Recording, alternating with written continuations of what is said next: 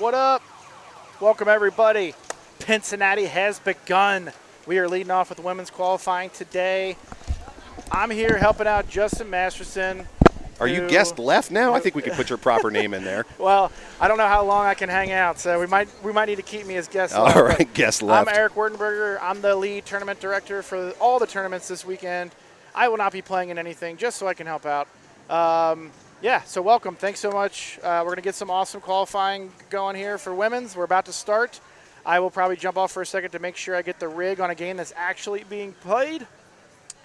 But let's see, we got 31 players. 31 competitors. 31 players today.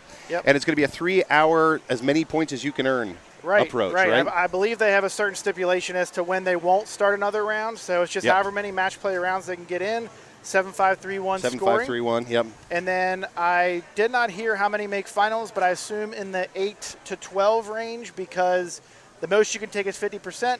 So I believe they could technically take 15, up to 15. So yeah, last year they took half, but this year we have 31 players, so they may take fewer than half this year. So, and the Amazing Race Finals, which we'll get into like when they get there, but it's essentially a very fun format where everybody plays the same game, lowest score drops off, and you keep going through the bank of games until there's only one player left. So I love the Amazing Race format. It's fun. And you'll hear me talking about it tomorrow during the actual game, but I love watching Amazing Race. It's like that old exercise that we used to do where if you were at the back of like in gym class, if you were at the back, you had to run to the front and just not be the last person. That's what the Amazing Race is. Right. And it's funny because it's like, well, it's easy to not get last out of 15 people, but then all of a sudden you're that third or fourth person to go, and you had the lowest score that's currently out there, and it's hectic. It's a lot. It's a lot. But yeah, so very fun format. And Eric, this is which Pincinnati are we on now? 5? This is 5. We Pincinnati had to skip 5. Year 6, show 5. Mm-hmm. COVID cut out one of the shows, but we have power, as you'll see. Yeah, from God tried to cut out one of the shows via lightning strike or something last year. The powers that be definitely gave us something to work with last year. That's oh my for sure. gosh! But I think the weather is fairly consistent this weekend. So just a little bit of rain here and there, but hopefully adequate power. But yeah. Again, thanks everybody for tuning in. Did I spell your name? No, you are. No, you had ERGR. Trust your I gut, I get that wrong every time. And I'm just going to go ahead and cover your entire name. I think that makes sense. Let's put the real talent on display here. You weren't kidding. Justin found this nice little font last night. Yeah, it works, right? Yeah, I like it. All right. So, yeah, again, thanks everybody that's coming. So just looking around the tournament games today, we got stuff like Rush Pro, Jungle Queen, Space Station, Bad Girls, Demo Man, Atlantis. Oh, we got a subscriber already. Wow. We're coming in hot. Pinheads. We're coming in hot. Speaking of Pinheads, Eric, we have a new feature this year I have barely even told you about, which is Pinheads Trivia throughout the next 3 days. You got that to work? I got it to work. Hell yeah. So it's pretty simple. Randomly throughout the next few days, when we have a lull in the action, we will throw out a Pinheads trivia question brought to you by Pinheads, which is Cincinnati's pinball zine, and see who can get it on the stream. Yeah, because the guy who runs Pinheads, Chad Hobbs, also is a big trivia guy. He runs a Twitch trivia stream that I think he hasn't done in a while, but he did it like clockwork for 2-3 years straight, and it's a great time. So that's kind of Hobbs' way to give back a little bit and help keep things interesting during the low points. So it's amazing. He hand draws all of these characters for Pinheads every week, and I thought, well, yeah, he draws them one time and then just replicates them. I wish I had one to show the camera, but if anyone doesn't know what a zine is, I didn't bring one. It's a very small magazine, essentially. It's about the size of a business card, and it just has a few pages in it about all the local pinball activities, tournaments, all kinds of good stuff. And Chad does a great job. He sends them out monthly. Make sure and look up Pinheads online. That's Pinheads with a Z. And, so give them your support and keep those things coming. I brought one to the tournament so I could show everybody, but I don't know where I put it, so I'll have to find it. Yeah, we'll find one. Yeah. And Chad Hobbs will be here later. He's always got a stack on him. But I think we're about to run the first round, so I'm going to make sure I get – Nice. Did Alien draw, or I could put it on something else? All right, let's take a look at our matches then. We'll take a look at our matchups, see if our animation works. Hey, there you go. Let's see what we got. Is it up yet? Not yet. You know what I did? No, I didn't. I probably didn't fix that yet. We can do it. That's all right. So let me check this. You'll have to So, let me yeah. know if you guys are hearing the music too, and if so, is it too loud? We can fix that. Every year, this is our chance to work out the bugs. Yeah, so I just want to make sure Alien Star was picked. Of course it was not. Ah! So I'm going to go to Electronimo. Electronimo it is. And I will go back because the matches aren't quite up yet. I'm going to go back to here, and we'll get the switching games cam going so that Eric can move us over to Electronimo. Electronimo is a classic. And actually, let me see if I have a minitorial for you. What we try and do is give you a little heads up on how these games are played. Eric and I make these. Eric is absolutely our rules nerd, and we make these for every single game in the tournament whenever we can. So let's take a look at how to play Electronimo. If you like Lady Centaur Pegasus-like horses, then this is the game for you. Let's learn some Electronimo. All right, right off the bat, when you plunge, you're going to want to try and get into this saucer here, which advances your bonus and gets you some small amount of points. You can also light that top saucer or this top orbit lane here for 5,000 and 3 bonus advances if you hit this stand-up target right down here. Very important. You can also rip through the spinner, which a certain amount of spins will advance your bonus. Also, there's a rollover button back here that if you hit that, it lights this in lane for 9,000 points, which is a good shots opportunity. These drop targets over here will score points and increase your bonus X, which will hold for that ball. You can hit these drop targets up top for points, and multiple completions will score a special and a set to points that can get you a good amount of points too. Also, if you hit this lane over here, there's a kickback. It will collect your bonus in ball at any point in time. It will reset your base bonus, but will not reset the bonus multipliers. You can also rip through the spinner over and over, and while it's increasing your bonus, it is also working towards lighting that spinner for 1,000 a spin. So please do not ignore that spinner if that is Electronimo. That is Electronimo, and you're watching it live. We're going to see who our matchups are here in just a moment. I'll see if Eric can come up and set us up with our matchups. But I see Rebecca Lipstein right there, who may be getting ready to play. We also have some really fun player videos that we made for last year and may have one for Becca Lipstein as well. So they're going to step up to Electronimo as we get figured out our matches. Eric, let's bring up that first match. I think I did the match right. Okay. So like the actual... To show up here? Yeah, so it should be women's, and then if we go to our interact here. Yep. Let's see. Oh yeah, we gotta do this deal again, remember? Oh, right. Yeah, so we want to get Electronimo. You have to go manually through there. Let me see. MF Hood says, shout out, Eric. Loderbreath says, hype train. What up, Loderbreath? Yep. Yep, Good to start. Thanks. There we go. Amber Woods, Becca Lipstein, Molly Johnson, and Rachel Phipps up first in our women's tournament here at Pincinnati 5. Yeah. We are off to the races here. I'm so excited. I told Eric the other day, this is my favorite weekend all year. This is the first event of my favorite weekend all year. And to get it kicked off right now is just super exciting for me. We're going to be with you We're finally all moving weekend. here. We're finally moving. Love it. Love it. You're going to be so tired of us by the end of it. I'm sure of it. So yeah, everyone knows how to play this game, so we don't even need to tell you how to play this game. But the way I like to play the game is I go after these drop targets over here a whole bunch. Some people like to go after this drop target bank. That's going to do you well too. And then other people just like to rip spinner over and over again. So I like the in-lane strategy. If you can light that in-lane for 9,000 a shot, if you're any good at shatzing. that is a good strategy. So Justin's talking about this guy here. So shats it up here to get those points. But what I did last night was I removed this little rubber here. Oh, no, you rat. You So rat. even though I like doing that, I mean, the first time I did it this morning, it went right up there. How and could you? It went over. How could So- you? Pat the Weirdo, what's up? Silverball Social Club, how you doing? So honestly, MF Amber, Hood, Loader Breath, everybody's here. Amber hit a solid first ball with how this is playing or how I played some practice games. I'm thinking 100 to 150 for like second place, right? Yep. I think somebody's going to get a hold of it each game for most matches, which will put you in the multiple hundreds of thousands. But if you can get over 100, I think you're competing for second on most games. Yep.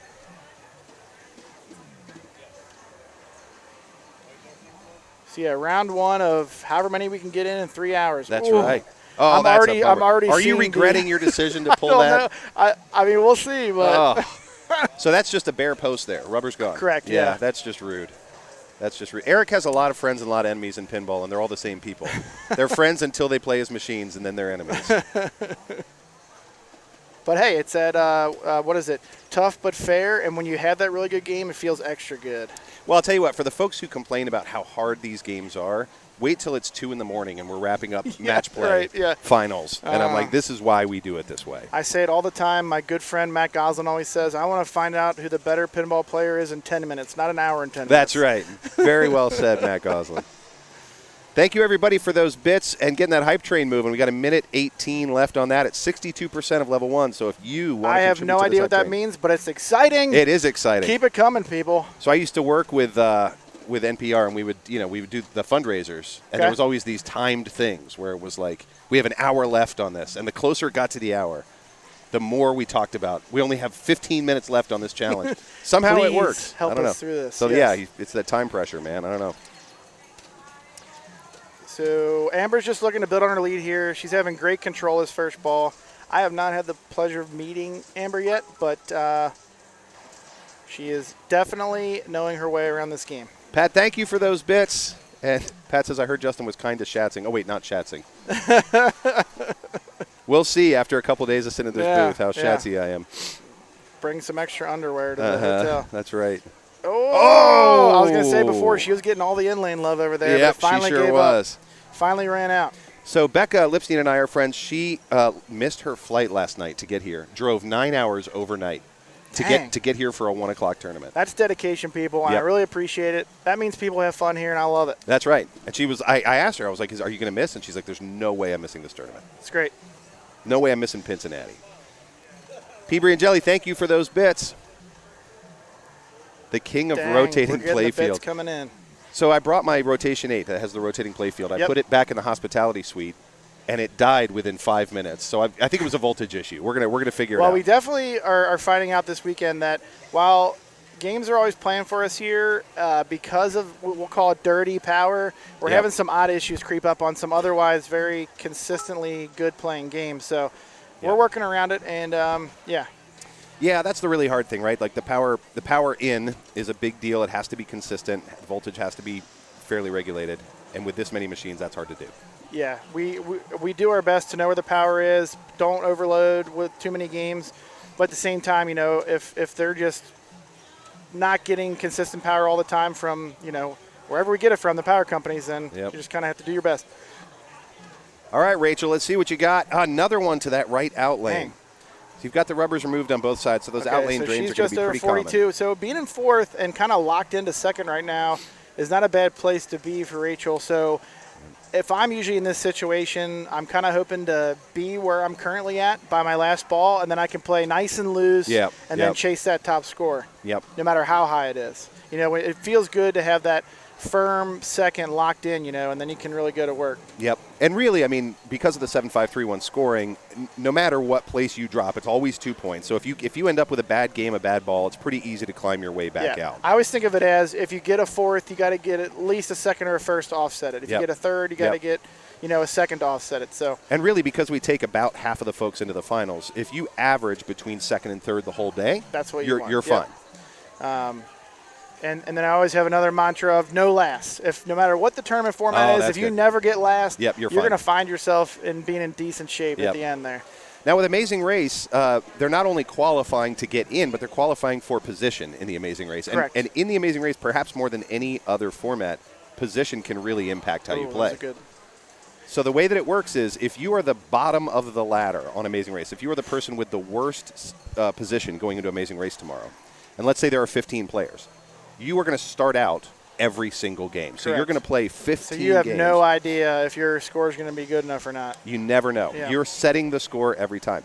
If you are the person with the best score going in, you get to wait and see how everybody else does first. And then you can see the whole way you need to go. And a lot of times when you step up, you just have to get the tiniest little score just to move on. Yep. But then it also can add some pressure, right? It's an afterthought. I'm definitely going to get this, but then it kind of doesn't happen. Yep. Yeah, that's right. I've asked players before, like, would you rather be in the first or last position going into Amazing Race? And people are kind of all over the place. If it were me, I would want to be in that last position. I would want to, I should say the best score going in so that I can see everybody else's score first. I think middle of the pack is solid so that you can see some scores, and then, you got a bank of scores that be like, all right, well, I just need to beat one of these, so let me just beat one of these and get me out of here kind of thing. Yeah. I guess that's right. Kind of a little bit of the pressure taken off. Yeah, right. Yeah. Like, I don't want to be the dum-dum that goes Ooh, below tough this one already from Molly really, Johnson. really low score. But, okay, so That was not a tough quite ball. where Rachel wanted to be, which was still in second place, but she's right behind that. So she just needs a couple thousand points to jump back into second. Yep. And then she starts the slow That climb. was it. I mean, you pick up that bonus right there. Don't tilt, and she should be able to get into. Yeah, she's already there. past it. Okay, Yep. so So she's now there. she's just looking. Oh Man! no! Tell you what, that outlane is being nasty. It's doing exactly what you designed it to, which is drain people. Yep. All right, so I will take a quick look at some of the other games that are still in progress. Yeah, and let's if we move. can keep the action going, I will. You bet. But we'll just go right to it. We'll be able to learn all these games later. So how the minitorials will work. We'll play them at the start of a round, but if we're switching real quick in between, we might not see it, but you'll see it eventually because we'll play it later. So yeah, we'll end up through the course of the weekend. Certainly, they'll see everything. So, friends, welcome to Pincinnati 5. You're watching the women's qualifying event. This is a 3-hour points-based event. Every game is 4 players, sometimes 3, but it's 4 players, 7-5-3-1 scoring. And at the end of 3 hours, whoever has the most points will be the top seed going into the Amazing Race. They'll take, it's either 13 or 15 players into the finals. I'll check with Jen Rupert to find out. And Bree, we miss you like crazy. Wish you could be here to run this tournament with us. Sorry that you got sick, but we're going to press on, and hopefully you find that it is everything that you hoped it would be. Pat the Weirdo asks, so does the position change each round in the race? Does your position change? No. So once you're in a position, you kind of lock in for the rest of the rounds, but people will drop out as you play because they may get the lowest score. So if you, let's say, start out 15th player because you had the best score, so you're the last player, that round somebody's going to drop out. You're now 14th, but you're still last. Somebody else drops out. You're now 13th, but you're still last. And it will continue like that. So you sort of get that privilege through the whole race, which is pretty cool. Bree says, miss y'all, but you guys got this. I left it in good hands. Here for the stream all weekend. I am so glad you're going to be here for the stream all weekend. Fantastic. Scott Veith is not commentating this weekend. Scott Veith went and got himself married to a wonderful, wonderful partner named Veronica. So Scott is off celebrating his nuptials. And, I told Scott he's got his priorities backwards. He should be here at the tournament, but he went ahead and got married anyway. So, player choice of order for Amazing Race. Yeah, I think the players in the order of seed get to decide where they want to be. That's why we were talking about, what would you pick if you were first? It's just that if I were first, I would want to pick towards the end of the pack. I like Eric's idea. Pick somewhere in the middle.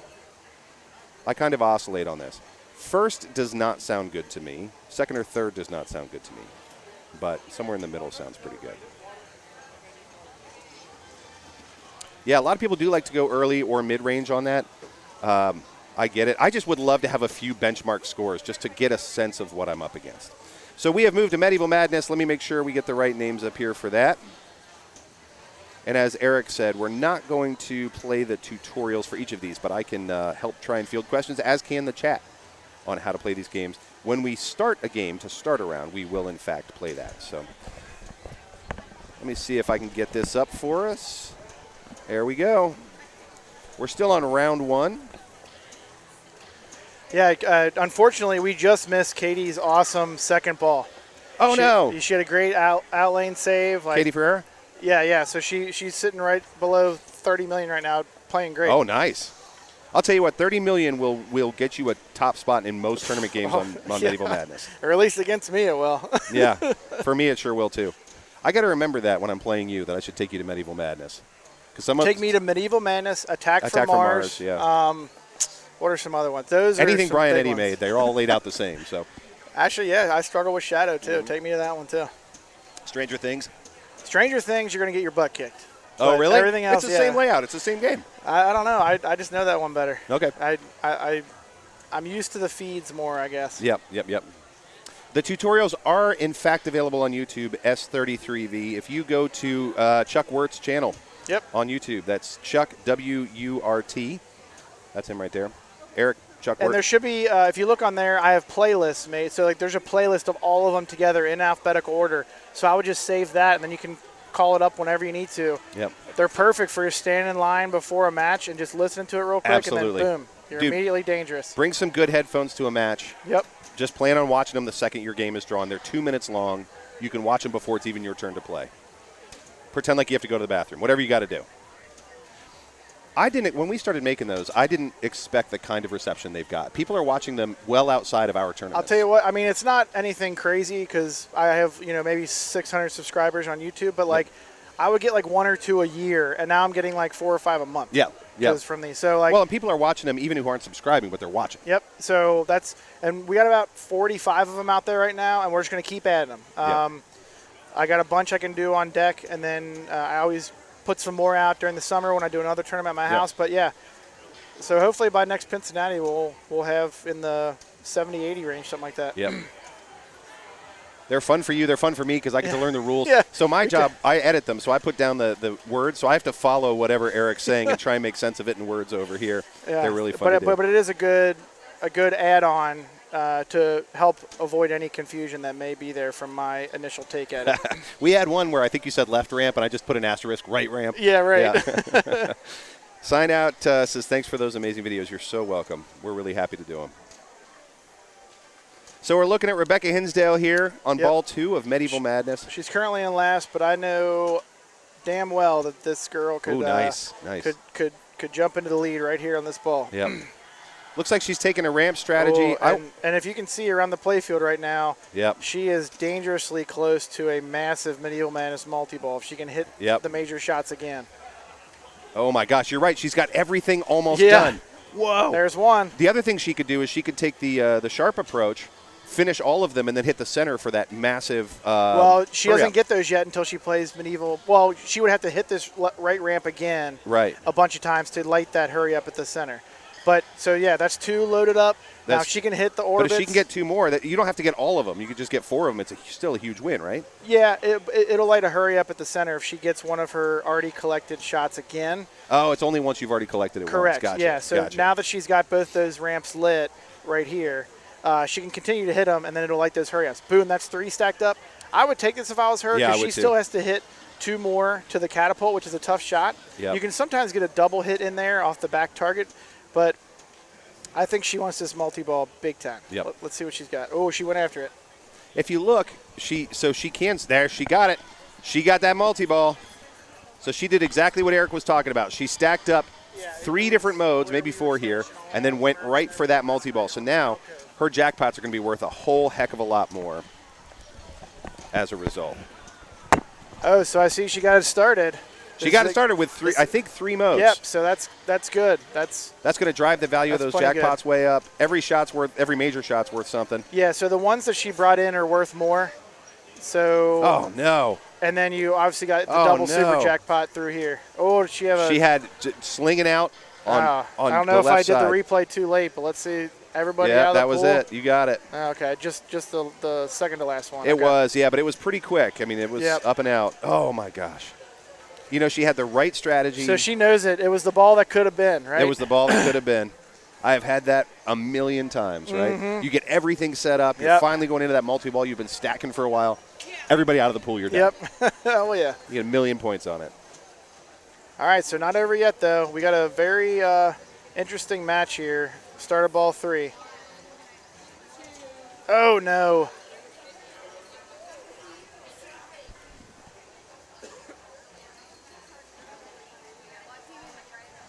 All right, so Katie's up after a disappointing ball from Shannon.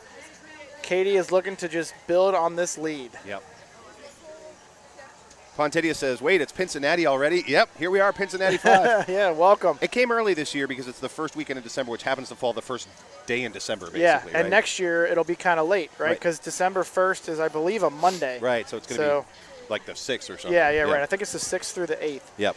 But, yeah, you can always count on when we're – oh, see, she did that on the previous ball too. Fantastic. Just a really good – Really good nudge. Oh, no. That's unfortunate. But, yeah, she's had some good out-lane things. Yeah, Boom. see, fantastic. And she got it. She didn't try to make it come in the in lane. She's like, nope, I'm bringing this back to my flipper. Do you know who I learned that trick from? You. Yep. I remember he's like, why going would past the slings is bad. He's like, why would you take that gamble? Why would you take a 50-50 if you could just get out of danger? Yep. I learned that from this guy. MF Hood says, stream is looking great so far. Thank you, gentlemen. Thank you. Yep. Hopefully you can hear the rig okay. I think our tilt signs are a little bit giant. I might shrink those up a little bit. I was just going to tell you, feel free. I did not realize I mean, we love tilt. Look. We love tilt as our tournament sponsor.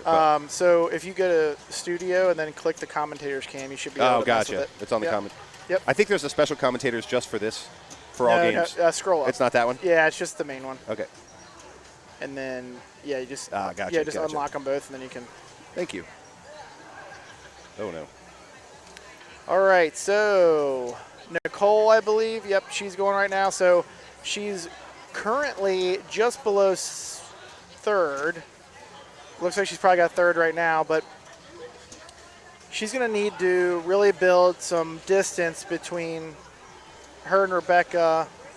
But if she can get past Shannon, that's great because she's ensuring that she's not going to get last, and then she's still alive to continue to build distance between her and Rebecca. So she's got one ready for Medieval Madness. You know, like maybe you can just start this on ball 3 so that you can work on castles, you know, safely hit castle shots with multiple balls in play. So I like to do that. Oh, my goodness. Oh, rough. That power in lane. Look at that. That was like a power in lane drain. Yep. That's so hard to stop. Look at that. Oh, my That's so hard to stop. It was sling, boom. That was sling straight to the rubber, straight down. I mean, that's what that rubber's there for, but boy, was that mean. Oh, boy. Maybe a little more game sound, sign out. You got it. I turned it up a little bit. Let me know if it's interfering with the commentating or not. I love this game. The sound is one of the best parts of this game, so absolutely. Yeah, it sounds like we can hear a little bit better now. And that constant rush you're hearing in the background, that's our wonderful waterfall. We do have a waterfall. Typically not ideal for audio, but really pretty. Right. Yeah. Really pretty. So we're at the Holiday Inn Eastgate here in Greater Cincinnati, and they renovated this year back in where the show is. So we're in front of, this is the tournament, but we're in front of a huge pinball show behind us where there's, 100 and something machines. We got about 130 in there 130 machines, all set to free play. You come in, you pay your entry fee, your $25 or whatever, and then you're just playing all day. So if you are within 5 states, start driving. We'll see you tonight. You can get an all-weekend pass and just play your heart out. It's not just competition. There's a giant pinball show back there. Oh, yeah. Yeah, so a lot of people get confused and think it's only a tournament. I think a lot of people on stream probably know that the tournament's just part of it. But, yeah, just tell your friends and family that it's for everybody. So come on down. Yep. A super family-friendly event. I bring my daughter every year. She's 14. She has a great time. I see kids here who are 6 and 7 playing pinball for the first time, having an amazing time. All right, so Rebecca she picks up a got mystery 3 troll bombs, right? Nice. Troll start. So I like to just spam the launch button to kill one of the trolls right away when this happens. Yep. The trolls are super big drain hazards. But she's just being extremely efficient. She took – this was classy. She went and got her 3 hits and then just bombed them out. Like, that was cool. Yep. That was awesome. Boy, that's like you set an objective and just finish it. Oh, yeah. I mean, that was efficiency at its finest. Fantastic. Hi, Bree. Hey, Bree. Hey, Bree. Jen's sorry like, you couldn't make it. Yeah. But, yeah, we're holding down the fort for you. We're trying our best. Hopefully, Jen will come and sit down here in a minute when she's ready. It is. Yeah. Well, so I assume Medieval Madness is going to be the last game of the round, so we'll go straight back into more action right after this round's over. So fantastic. You know what we'll do? We'll do our first trivia break in the meantime. Okay. That works. I'm super excited. Every year we try and bring something new to the stream. This year it's our Pinheads trivia. I'm super excited to bring that. All right, so still working her way through the climb. Now she's on her 3rd castle, which I believe is 8 million. And she's got the gate down, so if she can get this castle, we're going to be – oh, that's the danger. No. That's the danger, right? See, you shoot the castle for the big points, but that's the risk. And then it hits these targets a lot of times, and just one grabs it and just goes Sounds like we may have a little bit of connectivity problems. The internet is not amazing, Oh, so we may be getting some freezes. I see that. Okay. Let me see here. Look, guys, the fact that we have power is a big step up on last year. Yeah, So, yeah. We're counting our blessings, really. Okay. Every year I get the question, Eric, Justin, why are you commentating the women's tournament? Where's all the women that should be commentating the tournament? And I'm like, great point. We have amazing women who you will see all weekend commentating. The problem is they're all in the tournament. It's such a fun tournament that everybody's playing it. So hopefully we'll have some of the amazing women in this tournament come and sit down with us, take my spot. I understand the question. It's just that everybody's playing. Here. Yeah, we're definitely getting bad internet connection right now. Let's see what the upload does when this is done here. Huh. Oh, it is rough. Yeah. I mean, we don't need download, but we need better than that. I wonder what's going on. Oh, weird. Our server's up in Columbus. That's the problem. Too far away. Is that how the internet works? All right, yeah, we'll keep an eye on the internet. I'll see what the deal is here. It's the waterfall. I'm sure of it. We'll get the next game shown here in a second. All right, let's play some trivia. This is my first time trying this little animation I made, so I hope it works. Here we go. All right, Pinheads Trivia. Here's your first Pinheads Trivia question of the weekend. You can answer in chat. I will let you know if somebody gets it right, but you can keep guessing wrong as long as you want. Don't look it up. That's cheating. What game did Stern release first after Led Zeppelin? What game did Stern release first after Led Zeppelin? This question is answerable in chat. Feel free to take wild guesses. You get no points taken off for guessing. What game did Stern release immediately after Led Zeppelin? OBS Studio reconnected. Are we back, guys? Oof.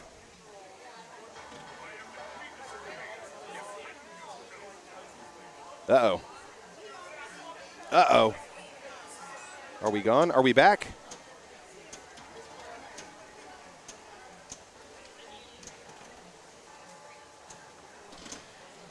Eric, we dropped to 0. I'm guessing we got disconnected. Yeah. Try something. Well, we try on my phone and see if it's Okay. maybe the thing I'm using to get Wi-Fi or my little thing right there. Okay.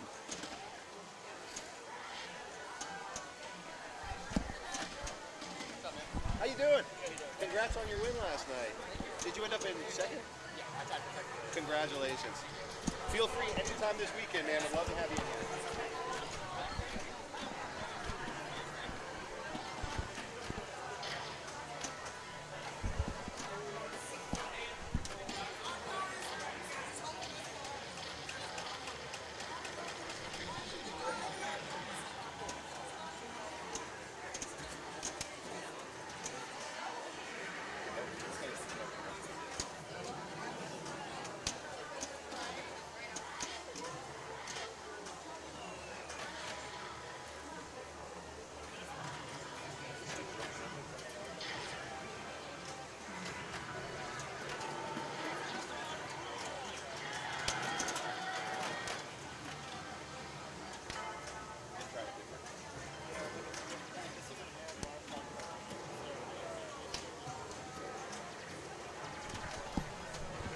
Are we back?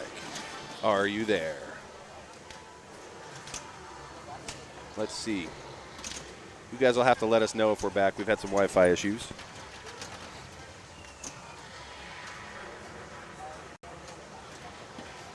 We're getting the web up, so that's a good sign. I'm going to put us back on all games.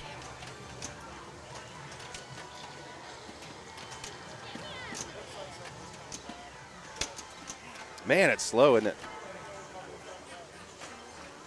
All right, we're working on it. We're working on it.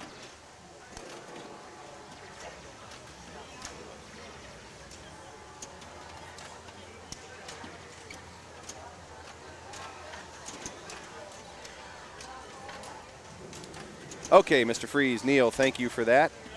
Hopefully we're back for a little bit. It looks like our internet is going from like red to green to orange, so hopefully we're back with you for a while. And I will update our match play so that you can actually see who's playing. We're fighting a little bit of internet-y stuff. And I got a free stinger. I don't know why that happened, but cool. Let's go back to our all games, and we'll do our Pinheads trivia here in a second. Let me get the match play updated first. Every time, it keeps doing that. It keeps doing that.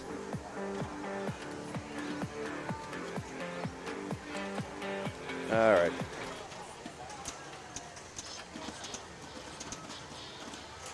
Wait for it, wait for it. We'll get there.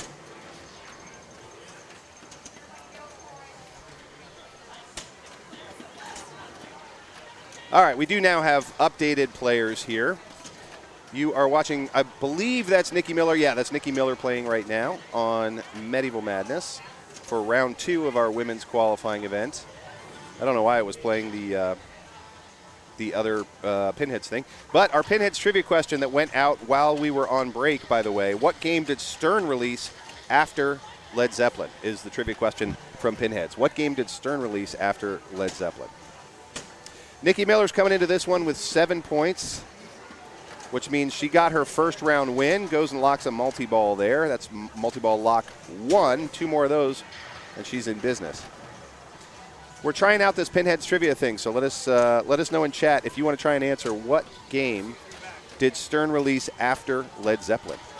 Take a wild guess. It's totally okay. No points taken away for guessing. Nikki Miller's blowing up those ramps. She's got 1 ball locked. She's got a lot of action on the ramps. Still needs to work the orbits. Okay. Nothing lit for Madness yet. Working on the castle. So she's kind of playing the whole field. So my magic worked on the internet. Your magic I worked? just took a lap of the lobby, came back, and we were good. That was it, huh? That was it. It was you. The human antenna. I got some backup stuff that we can try later if we keep having issues. I'm getting that plugged in right now, but looks like we're back up for the moment. Great. Yeah. Hang with us, friends. It's a really big hotel, so there's some spaces where the Wi-Fi works well. And if you're here, get off the damn Wi-Fi. Yeah. Quit checking except to watch the Minotaurials. We did tell them to do that. Yep. But do it I'll on pay your cellular. cell phone bill. Just use your data. I'll pay your cell phone bill. TMNT is not correct for the game that Stern released after Led Zeppelin. Godzilla is not correct for the game that Stern released after Led Zeppelin. Both good guesses, both in the right sort of era, but they had another one. A big release. So 2 of my favorite local players are involved in this match. We got Jesse Morton and Nikki Miller. Yep. So excited to see what they can do here. They're definitely no strangers to each other. I'm not sure if they played with Molly or Valencia before, but I don't know either. I love getting to play. I've never played Molly or Valencia. I love getting to play Jesse and Nikki on a regular basis. They're really fun players and just super kind human beings. oh yeah, very fun to be around. Mando is incorrect. Deadpool also incorrect. At least We're according guessing the game after Led Zeppelin. the one after Led Zeppelin. According to Pinhead's trivia. Yeah, this is according to Pinhead's Yeah, this is what trivia. Pinhead says. It would be hilarious if it's just wrong. Yeah. And and if we did it all day and just like, nope, I'm sorry. Nope, according sorry. to Pinheads, that's wrong. Yeah. Okay, he says AIQ and JP were before it. So according to Pinheads, AIQ came out after Led Zeppelin. Okay. Now do I have to start questioning Pinhead's accuracy? Perhaps. So how does it work with the? So you hit it. It asks the chat the question, and then how Actually, do we know the I went answer? super low tech. I hit the button. It plays an intro screen that I made, and then I just read it off of a list of questions. Oh, okay. Yeah. There we go. Yeah. Super low tech this year. So you guys will have to tell me if Pinheads is incorrect, if in fact AIQ came out before Led Zeppelin. But Pinhead says that it was released immediately after Led Zeppelin, AIQ. Yeah, I'm trying to think. I'm sure there's an official month-by-month list somewhere. Yeah, it feels like Led Zeppelin was after Avengers, but I can't confirm or deny that. Berg, would have loved to have had you. We're missing a handful of folks who really wanted to make it. Some folks got sick. Some folks just couldn't travel for it. I appreciate everyone's willingness to stay home and not get other people sick, but we did have 4 or 5 people from Maine. Obviously, Bree catch some sort of illness and not be able to come. I had somebody just email me, just a regular show attendee that couldn't make it. So, yeah. I thought I was going to have to miss due to illness. Fortunately, I went to the doctor and got all my meds, and I'm good. But I thought this is like my favorite weekend of the year. Unfortunately, I got the all clear from the doctor. But really, those folks who stayed home, thank you. I know it's hard. It's better that you don't bring that into this environment, but I know it's difficult.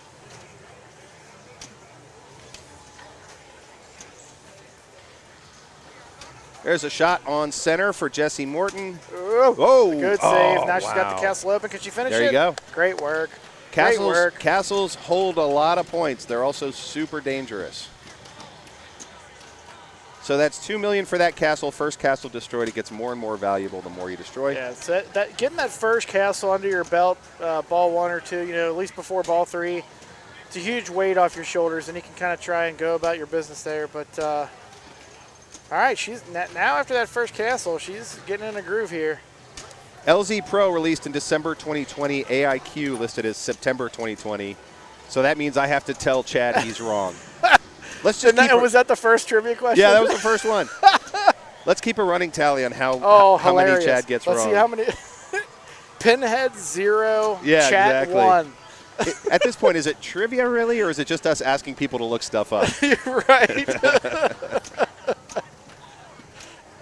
That's fabulous. Well, I can't wait to keep asking you guys more wrong trivia questions. I think she's got another castle open. Let's see if she gets it.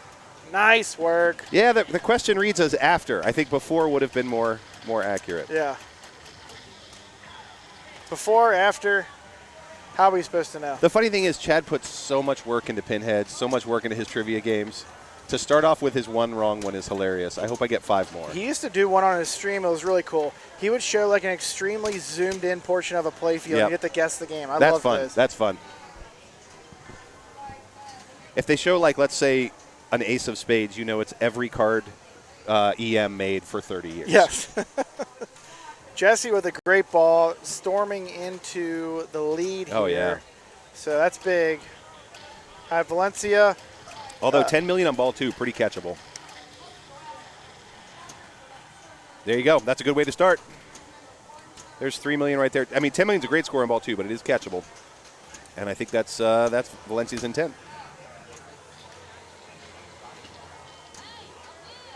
Thank you all in chat for the fantastic research. Ooh. Oh, that's all right. That's all right. Well, you can see here when you're in trouble on this one, it's going to be tough to save it without tilting. Yep, to find your way out. All right, Nikki, let's see what you got, girl. Been a while since I've seen Nikki. Her significant other, Willie, took a job in Iowa, I believe. Yeah. So he's been over there for the past 6 months, and so haven't seen Nikki too much as we normally would, because we're in league together with her and Willie, so this year that kind of took off. Yeah, missing Willie big time. Yeah. Great to see Nikki again. Yep. I got to see her in our league, and she's always magnificent. The problem is people keep going, hey, where's Willie? She has to answer that question right. 40 times every league. But, yeah. Sign out. Please fact-check the shit out of all of our questions. Please do. Please do. That would be awesome, actually. We are not afraid to be wrong on this particular stream. It happens all the time. All right, ball 3, baby. Molly Johnson launching into ball 3 on Medieval Madness. Got a little catch-up to do on Jessie Morton, but it's doable. Only at 8.8, very, very small deficit behind Jessie Morton, only a couple million. One good castle will clear that right up, and there's that castle as we speak. That's a good one. Gregory Kennedy, welcome. I'm going to change names so that people don't think you're Eric Wurtenberger. I don't see the resemblance, but I get it a lot. So we just watched Molly here on ball 3 pull ahead on a castle, and she just goes right back to castling. Yeah, I mean, especially depending on how it plays, I think that's definitely the go-to for sure. Yep. So you had a great night last night, the Arcade Legacy Road to Pincinnati tournament. Yeah. You ended up tying for second in that tournament. Yeah, with Los. With Los. Del Zoppo won. Congratulations. Thank you. That's awesome. It was a great tournament, man. 51 players in that tournament. Really? Yeah, it was a solid 51 too. There weren't a lot of snoozers in the bunch. Yeah, it was a legit crowd. What was the vibe of the tourney? I think it being mostly like Ohio players. Yep. it felt like a state's warm-up. Oh, really? Okay. Yeah. Yep. So, Great. like, yeah, obviously, like, I think out of the top 8 players in the state, like, everyone was there. That's Like, yeah. IFPA, like, state ranking-wise. That's So nice. It definitely felt like, because that's obviously where Ohio State's is as well, it just felt like a precursor. Catch me on spelling. How'd I do? 100%. All right. All right, we got proper names on there as we watch Jessie Morton try and There we go, there's the last recapture troll. that lead. There goes her trolls. Oh, it's going to be close. Right there with Madness Oh, lit. she got it. Did she get it? Yeah. Barely. Look at that. Wow, that was a scrape. That 100 or that million from trolls. That sound is them scraping right by each other. But Jessie Morton pulls into the lead here in round 2 of women's qualifying. And so the format is 3 hours of qualifying? 3 hours of qualifying. It's all points, 7-5, 3-1 scoring. Is there finals? Finals will be tomorrow. Okay, cool. So, and finals is an amazing race format. Ooh, I love Amazing Race. I do too. They do it every year for the women's tourney here, and it is so fun to watch. Feed's a little difficult out there. Yeah, I mean, I think Eric goes out of his way to make everything as hard as possible. I mean, as it should be. As it should be. The future Stern Pro Circuit event, so got to live up to it. Yeah, that's right. Adam, what's up, man? Glad it's looking good over here. Really glad to have you guys with us, and especially it's still pretty early in the day. Yeah. Right. We've got still a lot of pinball today because we're watching the women's qualifying, which will go until 4 o'clock, and then we get into our strikes tournament At 5, starting yeah. at 5. So. And that's 9 progressive. 9 progressive strikes tournament, and last year that went pretty late. I mean, that went to midnight or so. Yeah, there's some strong players here. They'll definitely make the games last. Which is why, as much as we get on Eric about putting really hard games out, that's why we do it. Oh, 100%, otherwise, yeah. we'd be here till 4 in the morning every time. Okay, multi-ball lit. Chadley, what up? Right back at you. Oh, rough drain. What was the format for the Road to Pincinnati tournament at Arcade Legacy? 4-strike standard strikes. Okay. 0-0-1-1. Yep. 3-strike group. Second and third both got strikes. Oh, brutal. Yeah. That's the worst. It moved it along, though. Yeah. Without that, I think we'd have ended for a hot minute. That's the worst. Ooh, our rig sound just got really hot for some reason. That was unusual. I do love the bank, though. It's not like, I mean, you see what? 3 new Sterns? Yeah. I love that. Like playing Space Station is something you don't really see in tournament. This is one of those tournaments where you're not going to get a lot of normal pinball machines that everybody plays in every tournament. Some people love that. Some people hate it. Yeah, like Bad Girls. Like that's yeah, awesome. like Bad Girls. Yeah. Like Alien Star. That's not a real popular one.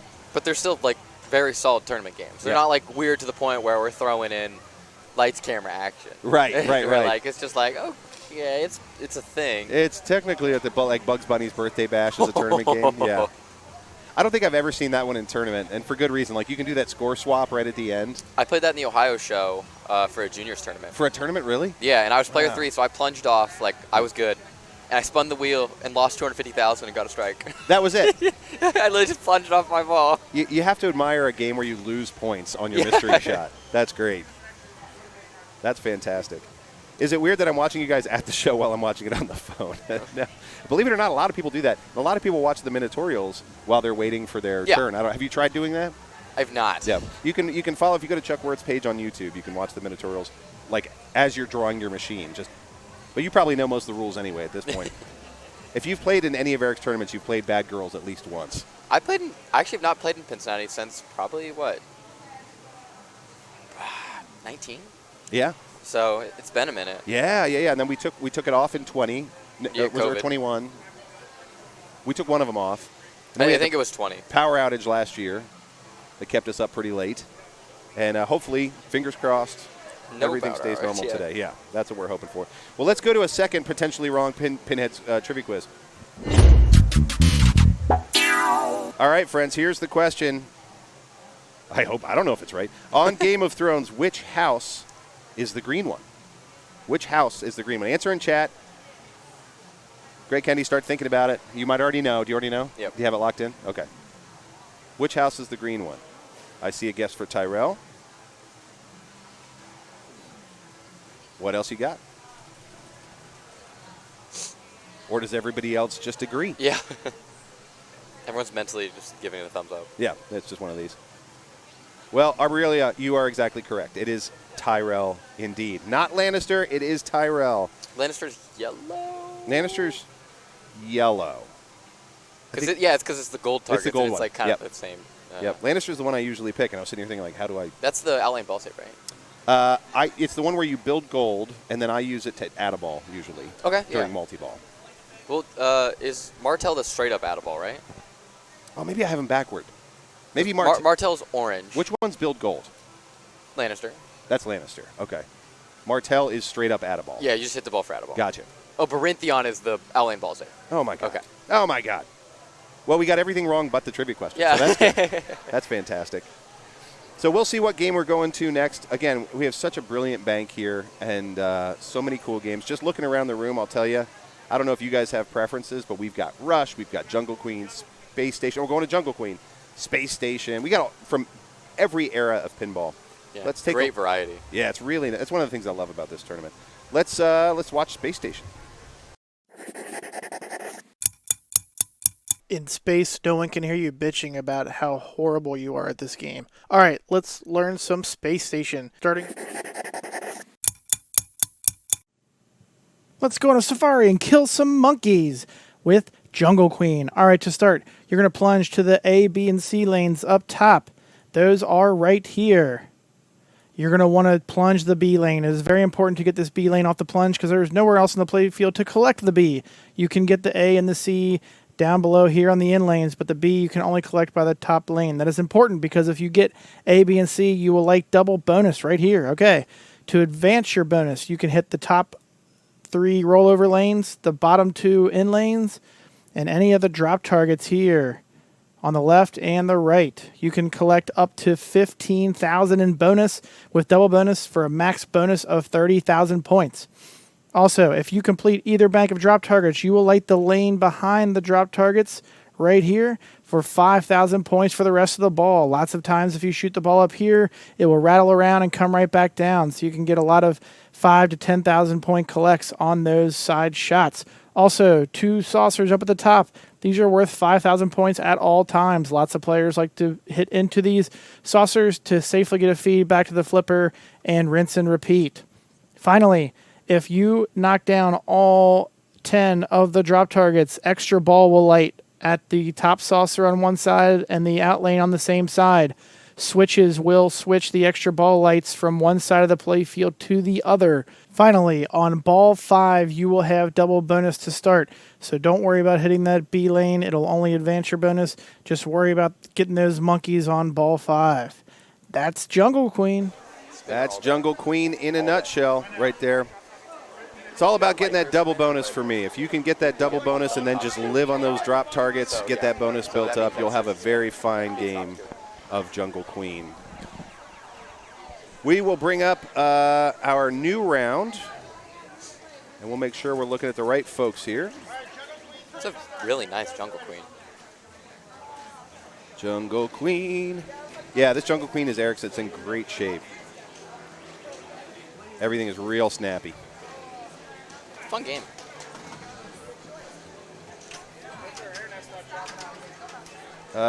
Looks like our internet's okay. I'm just having a hard time getting the Jungle Queen names up, but. Huh.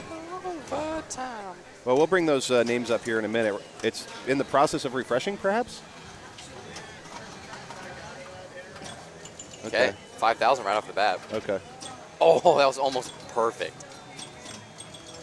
Gets a drop there to the top. We could try. Yeah. She's definitely prioritizing those 5,000 scoops up top. Yeah, I mean, it's a great strategy. Ooh. Oh, tilt right at the end there. That's tight, too. I mean, bonus is a big deal on this game, right? So Yeah. if you do like that double bonus especially, but even if you're just playing the drop targets, even if you're just playing the in lanes, it's adding bonus every time you do that. So a tilt can really cost you on this game. I know that face. That's Holly Koskinen. Yeah, There you go. that's 5,000. Nice. So, I mean, I don't think missing the lanes up top is going to be the worst scenario. We've seen player 1 miss to the right, and it pop bumper to 5,000. Mhm. Player 2 miss to the left, pop bumper 5,000. Yep. So, I mean, Not a big problem. You still end up Exactly, right in yeah. those little scoops. and I mean, 5,000 is debatably worth more than 100 or 500 and 1,000. That's right. Unless, obviously, like the B is very valuable. Yeah, Okay, I mean, there we saw it. if I'm playing this in a tournament, this is what I do. My practice ball is just trying to plunge that B. Just practice where's that B. And ABC gives you double bonus, extra ball. ABC gives you double bonus. Double bonus. Yep, and because it's such a bonus-heavy game, that can really pay off. But doubling 15,000 is no joke. Pat the Weirdo said, I want to see an Orbiter 1 Minotaurial. Yeah, it would be just plunge and just hope. Flip when you can. Yeah, just hope. Plunge and swat. Yep. I almost bought an Orbiter 1 from the good folks at the Pinball Dojo, and at the last second I couldn't afford it. And I can't decide if that was a great idea to not buy it. Or I'm going to go with it was a great idea. Yeah. There's something about that game that is so ridiculous. I can't stop thinking about it. It's cool until it's not. Yeah. It's unplayable. Yeah. Well, it just plays itself. It just plays it just itself. happens. Yeah, you plunge and just wait. Streaming rig is awesome. Thank you, Chadley. Good ball for Jane there. Is that 18, 19? 19? DJ Sauls, yeah, we did. We made an Atlantis Minotaurial. It's on Chuck Wert's YouTube channel. It's worth watching. Get a B. Get a B. That's fine. Still bonus collect. Or bonus advance, sorry. Yep. Berg, that's still there? You still got that Orbiter 1? It's all yours. I think that's what he's saying. Well, your place is another awesome. tilt. I freaking love the dojo. I don't know if I'm wearing it right now, but I have a dojo shirt that I absolutely treasure. Speaking of women's, there's a big women's tournament coming up at the dojo. At the dojo? Yeah. Cool. Or it already happened. One of the two. Okay. Yeah, fill us in, Berg. Let us know. I think it was John that I was going to buy it from. Yeah. Holly Koskinen back up for ball 2 on this here EM. I assume all the EMs are set to 5 ball, so we've got, and we're playing extra balls on these. Is Stars 5 ball? Stars is set to 5 as well. Yep. Cool. Yep. How do you get an extra ball in Stars? I actually don't know. Grand Prix does not have extra balls turned on? Okay. Man, Pittsburgh pinball scene is fabulous, and the dojo is one of my favorite places to go in the world. It just feels like a temple of pinball. That looked like a straight-up full plunge, too. Plunge the B. I mean, maybe that's the way you do it. Maybe on this one you just full plunge it. Is it chatsable? The B lane? The A and C. Oh, yeah, you can chats it. Yep. Oh, speaking of C, come on, one more. Oh, go. Also, if you can chats, it's really helpful for collecting those bonuses, right? You can just keep rolling over. 1,000. Because you've got these tall in lanes on this one, you don't as much risk going up and over, but it's a really tough chats. Yeah, it looks kind of awkward. Great to see Jane Verwees again. I'm a big fan of her playing. She's on stream every year as an absolute monster pinball player, and I love having her down for this competition. Yeah, I don't know what you do about that one. Not on that one. There's one whole lot you're going to do. It sounds like, that tournament you were talking about in 2 weeks, 64-player women's tourney, Valencia Kelly is running it. Yes. Nice. And we just saw Valencia on... Was it Medieval? Yeah, Medieval. Yep. They are a local Cleveland pinball player, so... Dojo's not too far. I don't think I've played with Valencia. I did get out, though, to Pastimes. Oh, my gosh, it's sweet. What an incredible place that is. Amazing. It is. It is. If you haven't made it out to Pastimes in Girard, Ohio, it's kind of close to the... Yeah, I drove up 4.5 hours just so I could go the next morning. So I stayed overnight, went the next morning, played for 6 hours, and drove home. Totally worth it. Oh, it's so cool. 9-hour drive for 6 hours of play, totally worth it. I went there and, I'm not going to lie. My expectation was there's 500, 600 games here. Yeah. They play pretty well. I thought half of them were going to be broken. Like, how do how do you maintain that many games? But they do a good job. They do a great job. Okay, looking back at it, I don't think that plunge to the right and left are consistent into the 5,000s. Oh, is it? So I think B lane's definitely the plunge. B lane's the way to go. So have you seen? Oh, there goes that B lane plunge. Is it just a full plunge? Yep. Let's see what Jane can do on this one. She had a disappointing last ball. I know it was just in and out to the right out lane, so we'll see if she can get up to either those scoops, or perhaps she's going to try another strategy. Very nice. Okay, there's some bonus. Bonus up at good 2,000 now. Ooh, that's interesting feed off the top. Oh, that's gone. So that's a 5,000 point shot. Those lanes that she was hitting, 5,000 points when they're lit. Otherwise, it's 500. Not worth nearly as much.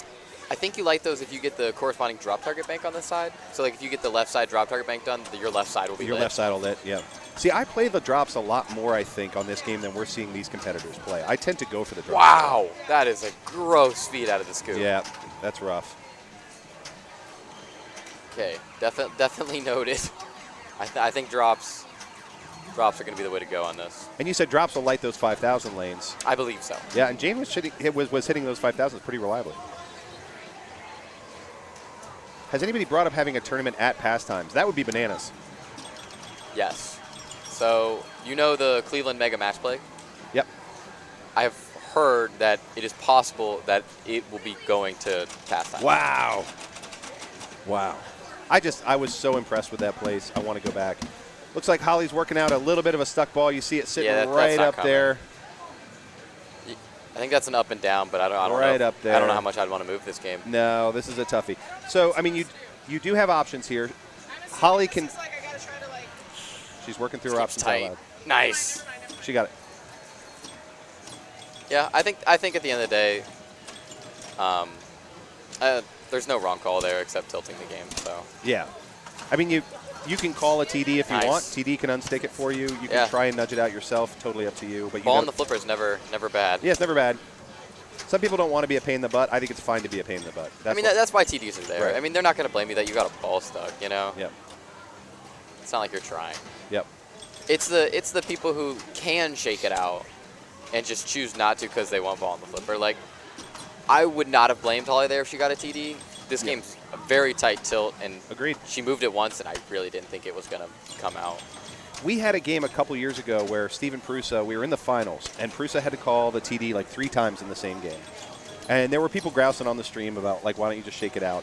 And I was like, look, this is the finals. This is competition. Yeah. It is totally fine.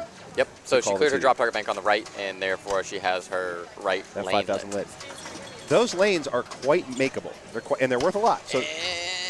I thought we were going to see one right there. There's 5,000 right there. I guess, yeah, that's the same. Oh. There it is. There's 5K. I can totally see shooting so for those saucers, but ooh, kick out's ugly. Oh, here's an extra ball. Oh, all her drop targets down. We are playing extras on this game. It's a great ball so far. All her drops are down. Both lanes are lit, and an extra ball. Very good Holly's got to feel good about that ball. Yeah, that's going to put her pretty far ahead. Putting on a clinic.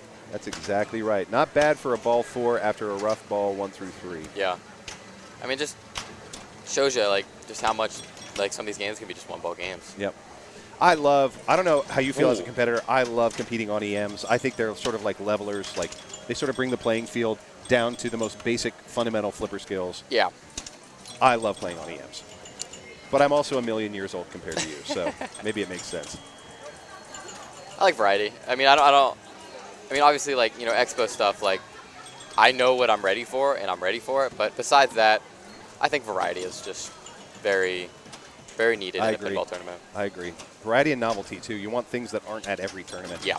So Holly just picked up the B lane from that upper bumper, which is really hard to do and fabulous. Yeah. So now Holly has double bonus lit and 11,000 in bonus already collected. Yeah, we got a roll incoming. So that's 22,000 right there. We're going to see this roll right over.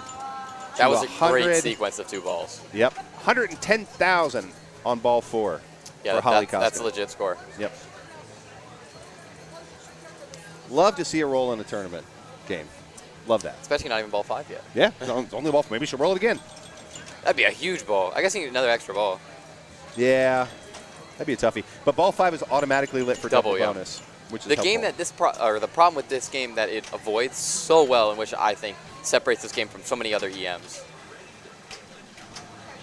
is that I feel like sometimes once you get double bonus, once you get all your drops down in some games, you're like, I can't do anything else. Yeah, that was it. You still have your 5,000 scoops and your 5,000 orbits that really just separate this game.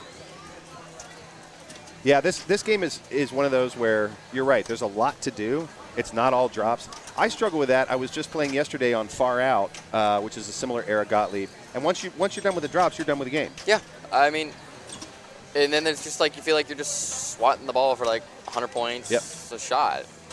But this game does so well of just having more things you can do. Yep. I used to have a volley, which was, again, similar era. Oh, I love volley. I love volley, too. What I liked about that one was it sort of penalized you for hitting the wrong drops because they were worth nothing. Yeah, they're worth 500 versus 5,000. But they don't pop back up until you clear all of them, right? It's a really good game. I'm bummed I gave it away. The start of a really good ball. Shaking a little. Yeah, looking great. Double bonus already lit. Bunch of Oh, drops. great save. 4. Oh, no. There goes that bonus. There goes that bonus. Yeah. Yep. Don't go for him, man. Oh, no. I think she just tilted through. No. No, we're good. Okay, I don't know what I was thinking. You thought Courtney might have tilted through? Yeah. 3 tilts for Courtney out of 5 balls. Oh, that was a great save, but that upper flipper just threw it right back down. There? That was wild. I don't know if I'll be able to catch it on a replay. I might have been too slow, but I'm It like clipped this Let's see it. top flipper and just smacks it right back down. Yeah. That's what Elizabeth Gieske likes to call eating the ball, when it goes under the flipper and you just swallow it. Is she here today? I have not seen her. She is going to be here tomorrow, she said. And hopefully she'll join us in the booth. She's a magnificent commentator.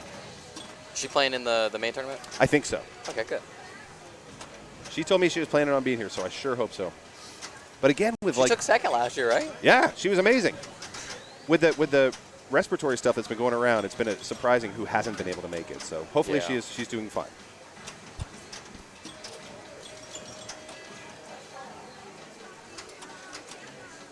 Whoa, almost got that upper flipper again. You can hear Rush playing through on this one, so it's like Rush is the soundtrack to Jungle Queen, which is fun to think about. The only EM. What Rush game would most describe Jungle Queen? What Rush song? Oh my gosh, that's a good question for our I'm just trying to think of streamies. like the 6 straight modes. Like which one would best describe it? Oh my gosh. A very good last ball there. Whew, what would it be? You Rush heads in the chat will have to tell us what Rush song would best be the soundtrack for Jungle Queen. Jungle in the Jungle. I love that. I feel like you could also rip off some Welcome to the Jungle. Yeah, Not that that's Rush, but I think a Rush cover of Welcome to the Jungle would be absolutely a welcome treat. it'd be interesting. So that's Jane for got sure. the plunge on B, looked great. It is double bonus time, so it didn't matter as much, but then was not able to keep it in play. The trees. Oh, well, obviously, the trees. There you go. Okay. So we're just going to wait a minute until the next round. Let's play some trivia, because why not? All right, friends, here's a trivia question. On World Cup Soccer 94, what is the final #1 team to beat in multi-ball? What is the final #1 team to beat? I feel like you already know this one. Do you already know this one? I Okay. think so. Friends on chat, we won't let Greg dive in just yet. What is the final #1 team to beat in multi-ball in World Cup 94? I see Germany. Berg says Germany. MF Hood says Germany. Anybody want to fight that one? Any other guesses? Is it the same for the getting all of the cities and getting to this like the final jackpot? I don't know. I don't know if I've ever gotten that far.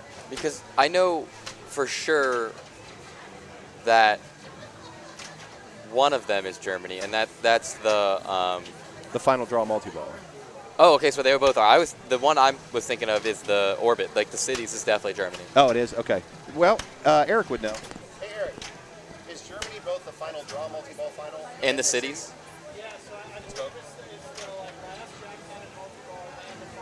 And the final draw. Okay. Because Cool. I play cities on it. Yep, Germany it is. You are all correct. Nobody took a swing and a miss on that one. It is. We in got fact East Germany. East Germany. It could be Very East Germany. specific. If it was prior to 1989, it could have been. Dog Germany. If it was World Cup Soccer 88. Germany. Dog Germany. So we're finishing up one more game, and then we will move to a new game. I haven't played a player profile in a while. Let me play this one. So we saw Becca Lipstein up first. She has my favorite player profile just because she had a friend make it who's a video producer, Okay. and it came out like real legit.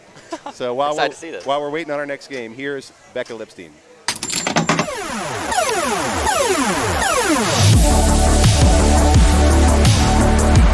Hi, my name is Becca Lipstein, and I'm coming all the way from Philadelphia, Pennsylvania today, and my rank is 13,090 in the world in pinball.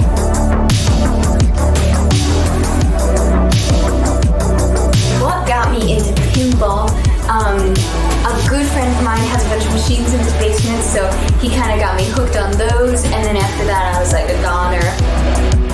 My goals are just to like play some games I've never seen before and get to know other people who are as into pinball as I am, and just have a great time. What is my goal for Pincinnati? My goal is just, to like take names, leave everything on the playfield.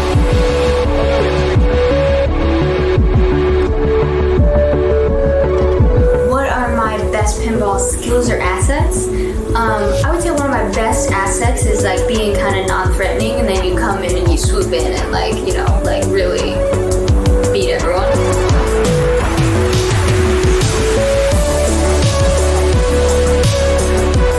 And then my number 2 asset is I'm working on my slap saves, working on the nudge. I've got like a good like polite nudge going on, but I really want like a rude like tilt out sort of nudge, so I'm working on that.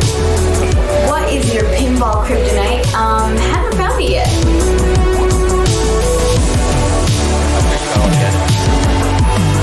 What is your headspace during competitions? I haven't played too many competitions. Pincinnati is definitely going to be the biggest one I've ever played in. When I'm not playing pinball, I'm being a nurse with moms and babies, and I sing in a choir. I'm just really excited to be here at Pincinnati this year, and I cannot wait to play some amazing pinball.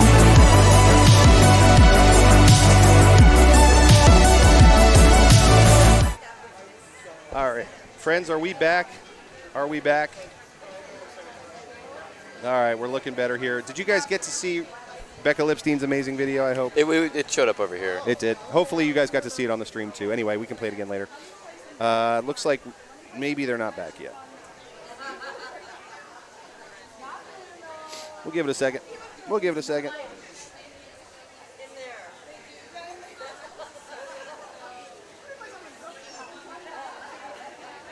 Someone said stream freeze. Stream freeze. Friday night is where we work out the kinks. Saturday night is where we knock out the power. I don't know what it is with Ohio tournaments and losing power. Yeah, it happened up at Trent's, too. Yeah. Trent and Deborah's. That was an incredible finish, though. Oh, my gosh. Like an electric truck pulls up. We Ridiculous. plug games into there one by one. Ridiculous. So cool. I was mad I had to miss it, so I had to leave. So we had it, for those who didn't see it, there was a stream from an amazing race. Well, what was the name of it? It was Yipsy. Yeah, Yipsy Pinball did.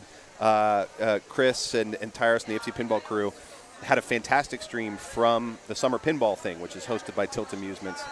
Trent Augustine and Deborah Tallman hosted. And Evan Bingham does puts on the tournament.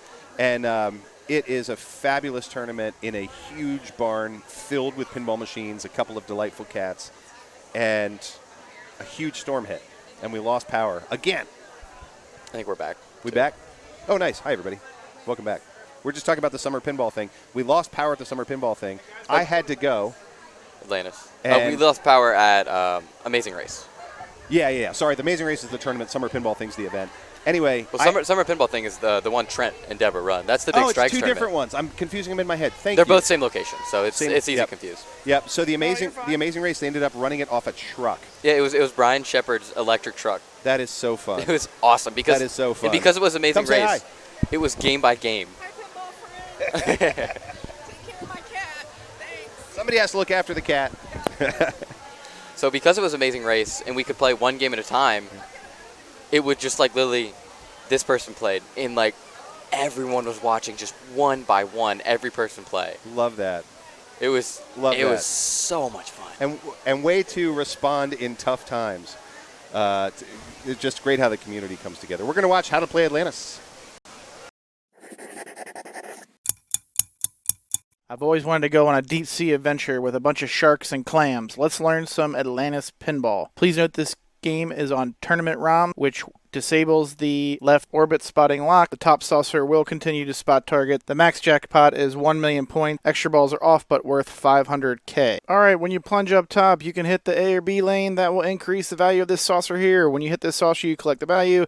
Hits it up in this wire form, goes down to the right in lane. When you roll through the right in lane, it will light the left orbit, which normally would spot locks, but on tournament code, this is turned off. To light locks, you have to hit the banks of stand-up target. There's 1, 2, and 3 targets on these. Once you hit all the 1s, it moves to the 2s. Once you hit all the 2s, it moves to the 3s. Once you hit all the 3s, all 3 locks will be lit. Then you can lock all 3 balls on the left ramp. You can do 1 lock at a time or stack all 3 locks. You can also spot numbers by hitting this saucer kick out here. This will also work you towards your bonus multipliers. If you go through the left in lane, it'll light the spinner here for big points. Lastly, the drop targets in the middle of the play field. Completing these will give you various awards. Once you hit one down, it is on a timer and you have to complete the bank to get the award. Once you complete this bank 5 times, it will light a million shot right here at the saucer. Once you are in multi-ball, it spits all 3 balls out onto the play field. Then you want to hit this shot right here for the jackpot shot for 1 million points. That's Atlantis. That's Atlantis in a nutshell. And that jackpot shot is tough. Like, that's a really hard shot. Oh, this one over here, this turnaround shot right here? Yep. It's tight. It feels like the Ghostbusters shot on the right. It's very tip of the flipper kind of shot? Yeah. Yep. And it's just like, it's like this big. Yeah, yeah. Ghostbusters, I struggle with the PKE shot the most. I don't know what it is about that PKE shot, but I suck at it. I struggle with most shots on that game. Yeah, Ghostbusters, I don't know if I've ever gotten past the halfway mark on Ghostbusters. I just don't really enjoy the game too much. Well, let's see who's playing. You can see Deborah Tallman right there. I assume she's playing. Laura might be playing. I can't tell. Let's find out. This is Deborah Tallman, Sydney Wamsley, Laura Sukalak, and Courtney Hall. All right. Thank you for that. We've been having trouble with the matchup for some reason. It's been sort of freaking out. So if you don't mind keeping that up for us, Greg. Talk about a fun game in tournament. And, yeah. And of course, just wanted that, man. It's beautiful. It's quirky. It's not one you're going to see a lot. But it's still, like, tournament-wise, it's just a strong tournament game that's no, like, obscene scoring, no way to, like, break the code. Yep. Like, everything is fair on it. Yep. Only thing that's, like, maybe questionable is if that, oh, wow, and that just proved my thing wrong. is if that scoop up top is just too friendly, you can just keep throwing it into that. Because it feeds the right flipper. Yep. And would you typically go back up there this way? Just keep hitting that orbit? Yeah. Yep. So the ramp flaps Sorry, down. I've got it wrong. Ooh, just kind of smacks the jackpot shot right off the bat there. Well, that's nice. It's always when you need it, and when you don't need it. When you don't need it, right. Yeah, and you see that blinking thing at the bottom. It's hard to see from above, but that is like a pop-up stopper, so it can Similar actually block the ball from going. Ooh, wow. Yep, down the middle. Okay, so now I believe it is Sydney. Thank you. I'm going to grab Eric real quick and see if he can help us with this player up thing.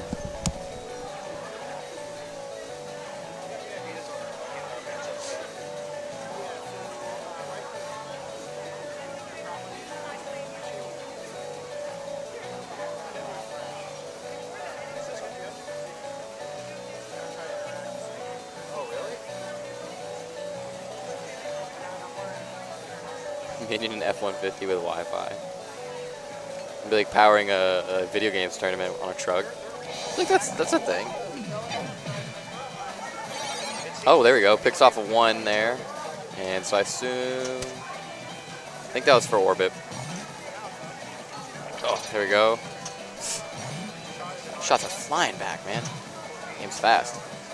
Okay, so spinner is lit. Oh, picks off the second 1 up top. Rips spinner. Oh, comes back, doesn't get a clean orbit on it. There we are. Oh, that looks gross. Oh, gets a sin lane there. Yep, and so the good old third up top. The points are pretty decent on that. They go up from 500K to 100K, or to 75K to 100K, but they progress through your A and B lanes on the side. There, and that'll spot her last 1. I love the sounds on this game. Oh, they're fantastic. This whole era is so fun for sounds. Yeah. And so obviously, also you can see that her post has popped back up. that was done by, you can get the post up by hitting the middle saucer or the shot all the way to the left for jackpot. That's the center post here? Yes. And that's timed, yeah? Yes, I want to say it's 5 seconds. Yeah, sometimes it's mostly helps, but sometimes it hurts you, right? Because it'll drop just as the ball's coming Yeah, down. and you're like, counting oh, on it. it's just like a false security. So you have to watch it blink, because it'll blink really fast. See, now right it's before it popped drops. back up. Yep. So there's your slow blink, and then it'll start going ba-da-da-da-da-da to tell you it's about to drop. There you go. Oh, that's gone. Ah. Strong start. Finished ones. 1 progress on 2, so. Are they doing new and old rounds or just kind of everything? It's just everything. Okay. I think. Yeah, Yeah, I see someone playing jackpot. Yep. That's fine. There's enough games here and enough rounds where you'll get In all 3 that you hours, need. you'll play. Yeah, you'll play a little bit of everything. This is Laura Sukalak. Ooh, this is her first time on stream this year. She was on stream a bit last year. I remember her first game ever on stream.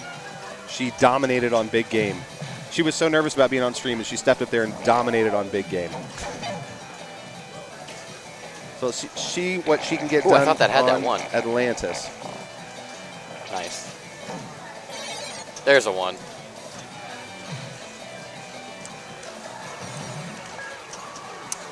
It's also like so cool, like seeing these games face down for me. From the 'Cause, top? like, yeah. Yeah.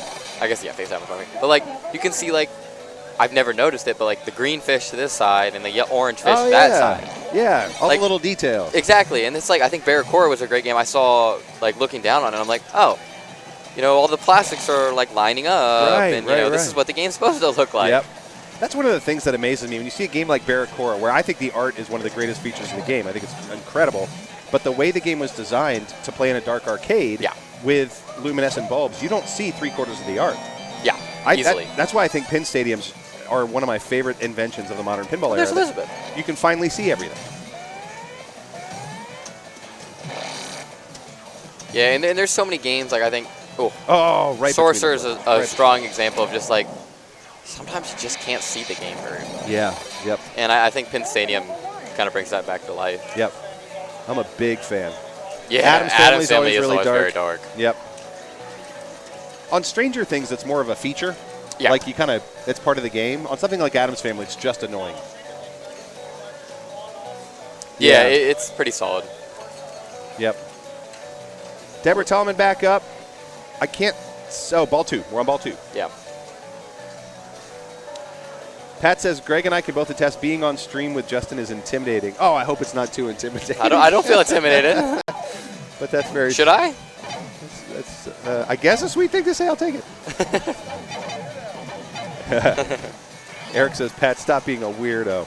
Thank you so much for the kind words and Okay. input as well. So Deborah's at 189 and counting, which is kind of middle of the field right now. Sav2880, thanks so much for that sub.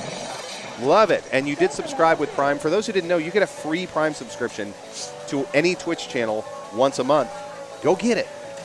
If you're wondering which one to use this month's on, how about this one? How about ours? We'd love to have you. So Sydney, strong start and very far ahead already. Scott, we're missing you like crazy, man. I shared, if you don't mind, I shared the good news with everybody on why you're not here, but we miss you like crazy. Scott Beath is an incredible pinball commentator. He's the one who showed me how to do this, and I will forever be grateful. And we're going to look forward to next year, man. And he runs our local stream at Level 1 Arcade. Right on. So do you guys do it every... Not every Monday, but Not every Monday. I'd probably say around every other. We've been talking about bringing the weekly stream back to Arcade Legacy here in Cincinnati. I think that would Oh, be I would fantastic. 100% watch that if it was on stream. Awesome. So We do a you got my Thursday night vote. tournament every week. Oh, Whoa, look at that drain. He almost off the tip there. She couldn't quite get it. I love the little bonus animation on this one. It Yeah, reaches it out, grabs that bonus, and it. pulls it in. it's really So, just a cool game. For Sydney Wamsley, it's going to be 6-17, and that puts Sydney thoroughly in the lead for now on ball 2. Laura Sukalak is going to see if she has something to say about that. Laura just moved down to the Cincinnati area from the Cleveland era, so she has a bunch of friends up in the Cleveland pinball scene, and now making new friends down here in the Cincinnati pinball scene. Next stop, Columbus, right? Next stop, Columbus.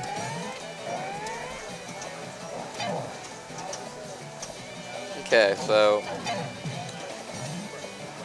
this is an interesting game because you try to think of what point are you gonna abandon multi-ball. Because Yeah, like you keep pursuing it. like- Oh, there's that center drain. I think going into ball 3, if I'm on 1 or I dare say early 2s, I'm not playing it. Really? Yeah, I mean, I Yeah, think ball 3. Yeah. just straight That's left fair. orbit or right orbit is just safer and still points because you're missing out on the jackpot, That's yes, true. but it's just one of those games where sometimes all you need to do is just put some points on board. That's true. And we have seen mostly center drain so far Yeah. in this round, and it's all right here. We get a Yeah. dead ball right here, straight down the middle. Of course, as I'm saying that, we get a Yeah, right we get outline outline train. but There you go. Love that. Love that animation. I mean, when they were back in the alphanumeric days, like they only had so much to work with, right? Yeah, they had to get creative. But it was also brand new, so it was all novelty. So they came up with all kinds of clever ways to do it, and that's one of my Ooh, favorites. nice save. Okay, so yeah, right now here she has no progress with nice save. That was a Yeah, really, that was really strong fantastic. save. So I like that she's just opting to say, you know what, I'm not gonna play multi-ball. It's just Yep. not. It's not in the cards. If you're this far into ball 3, you haven't been able to pull it off so far, I totally see that argument. I mean, totally see she's it. already collected 100,000 for both those middle scoops. Yep. And I mean, if you start bringing the spinner into that Let's equation, get that dude, rip. like, Let's get that rip. and I think those A and B targets, there's another 50,000. Those A and B targets, advanced bonus, I believe. Oh, do they really? Yes. Okay, nice. I think so. That's the one downside of moving into the electronic era past the EM era is that you don't see Oh, they're bonuses 50,000. clearly anymore. Yeah.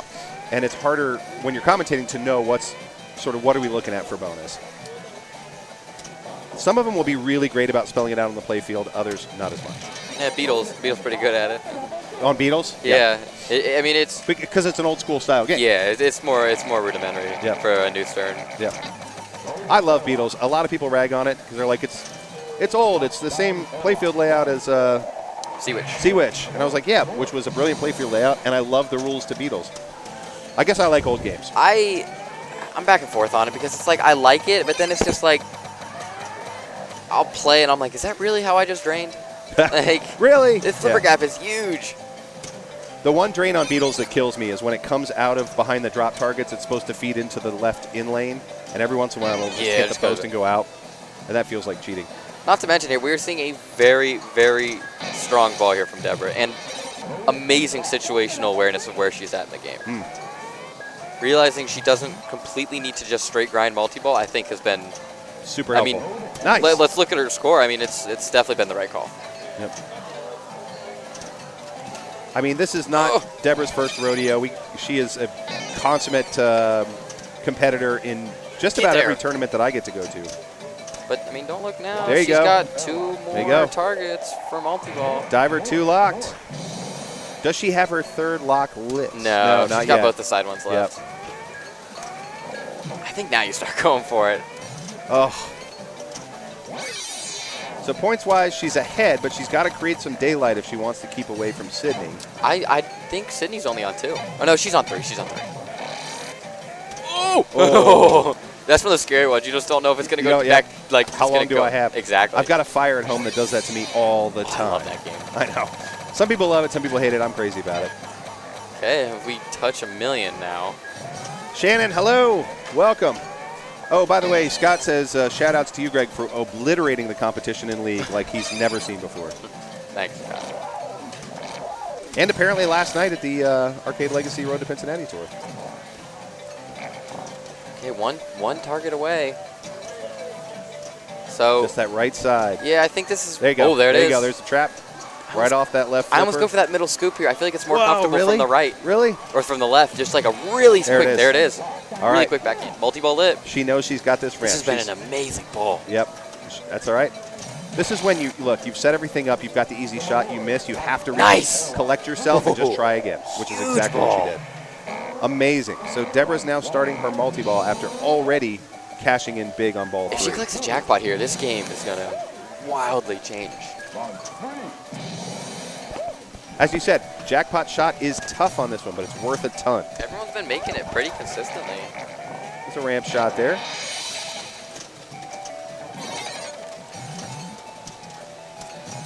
We lost one, playing with 2. 90,000 Center for post bonus? is back up. That's a thing. So I would assume now her bonus is going to be very big. She just added 90,000 with the bonus? Yeah. Oh, almost gets a jackpot. Oh, no. So I'm thinking those middle drop awards are, oh, great ball. Wow. Are we struggling on, it says bit rate might be a bit high. Are we struggling on bit rate again? I don't know what that award just said because she didn't even have 90,000 in bonus. Did it maybe award bonus? Did it maybe collect? But, I mean, I don't think she would have built it up to 80,000 that fast again. I Actually, don't know what happened. don't know either. I can't read 1.3 is nothing to sneeze at. Yeah, especially, like, she got together and put it all in one ball. This puts very, very hard. Yeah, Sydney's got to have a pretty big ball 3. She coming. Oh, no. That's not coming back. Oh, no. Oh, she didn't even get She bonus. Nope, nothing. Nothing. Oh, that's brutal. Straight up, straight down. I know games of this era, solid states of this era, don't necessarily give you any ball save, but ouch. Yeah, that's got to hurt. Ouch. Pat says, Deborah's amazing at old games, too. Fun times playing in Ann Arbor. She's just so fun to play with in general. She knows her pinball. She's a really I don't know what you can do about fantastic that one. strategist. Sorry to Laura Sukulak. That was just one of those drain bows. I get a ton of drain bows. You get a lot that come right off the top of these sticks. Yeah. Okay, let's see what Courtney's got. All right, Courtney's way behind with 180, but Oh, I just saw the Sydney drain know. again. Oh my gosh. We could always see a monster ball here. I mean, if you're playing in Courtney's shoes right now, you just gotta, I'm gonna get third, and then I'm gonna get second, and then you start chipping away at what Deborah has. Yep. Every time you advance in the 7-5 3-1 scoring is 2 points. So if you get from second to third, that is as valuable as going from third to second is as valuable as going from second to first. Oh, flip the. Just it's a gonna be little really early. close on Little both early. those. No, it's not. Oh. So we're gonna finish 1, 2, 3, 4. All right, Deborah, Sydney, Laura, and Courtney in that order. This game is Atlantis. You are watching Atlantis from Pincinnati 5. We have had 6 years of Pincinnati, but we had to cancel one for COVID, so it's Pincinnati number 5 from the birthplace of pinball, Cincinnati, Ohio. And if you're like, hey, Justin, birthplace of pinball, I thought Chicago was the world headquarters of pinball. Yeah, but it's not the birthplace. In 1871, an English fellow named Montague Redgrave took a game called Bagatelle, put a plunger on it with a spring, added bells and gates, and he invented the game that we now know as pinball. He published a patent in 1871 called Improvements in Bagatelle right here in Cincinnati, Ohio, and we're awful proud of that. And now we have Godzilla. How far we've come. Yeah, it's come a long way. We actually have a couple of 1930s games in there that kind of feel a little bit like those first ones, where it's a plunger, there's no flippers. Please. You're just watching the ball go. So cool.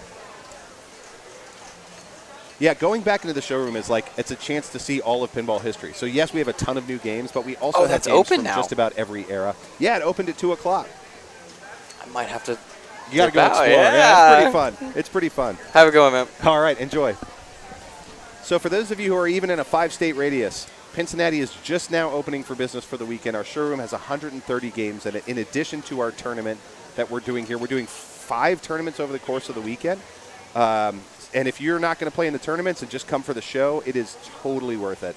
We have games from every era, some that are not even yet really out in the marketplace. We've got Elton John in there. We've got Pulp Fiction in there, all the way back to games from the 30s, from what was truly the birth of pinball and the heyday of pinball in the 30s, when pinball was a bigger industry than the music industry and the movie industry combined, if you can believe that.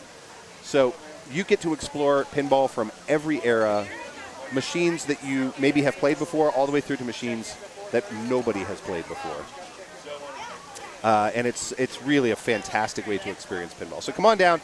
We are at the Eastgate Convention Center here in Cincinnati, Ohio. It's worth the drive. Yeah, and Robbie, he was a Cincinnati guy. He was an English guy, moved here to Cincinnati. He put that patent out in 1871 from actually a rented apartment downtown in what is now the middle of the Cincinnati Convention Center. But back then it was an apartment block. And he publishes this patent, Improvements in Bagatelle. The next year he moves to New Jersey and starts to manufacture these Bagatelle tables. in more en masse. And then that was his gig. That's what he did for a living, was he invented toys. But it was right here in Cincinnati where he first invented what is now modern pinball. Fun little bit of history. Montague Redgrave. Someday I want to... Diamond Lady? Oh, my God. Oh, my God. So a little bit of pinball history for you. Let's take a look at Diamond Lady. She's a classy one.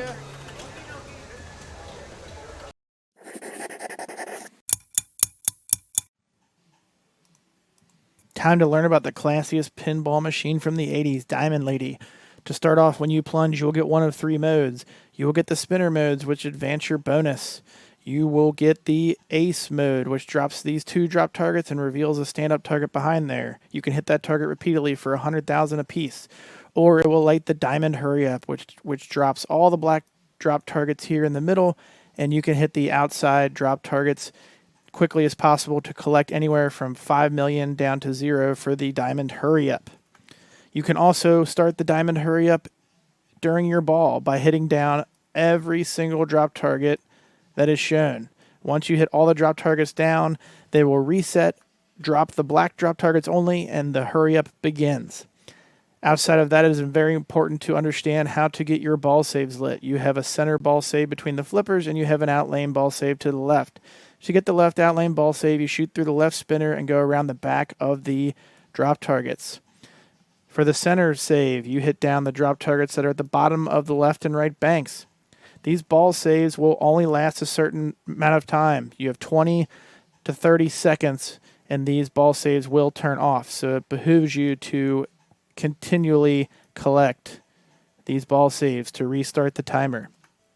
To play multi-ball, you want to hit down all the red drop targets, which are on the ends of the drop target banks. Once you do that, lock lights at the right lane, and you will plunge into your multi-ball.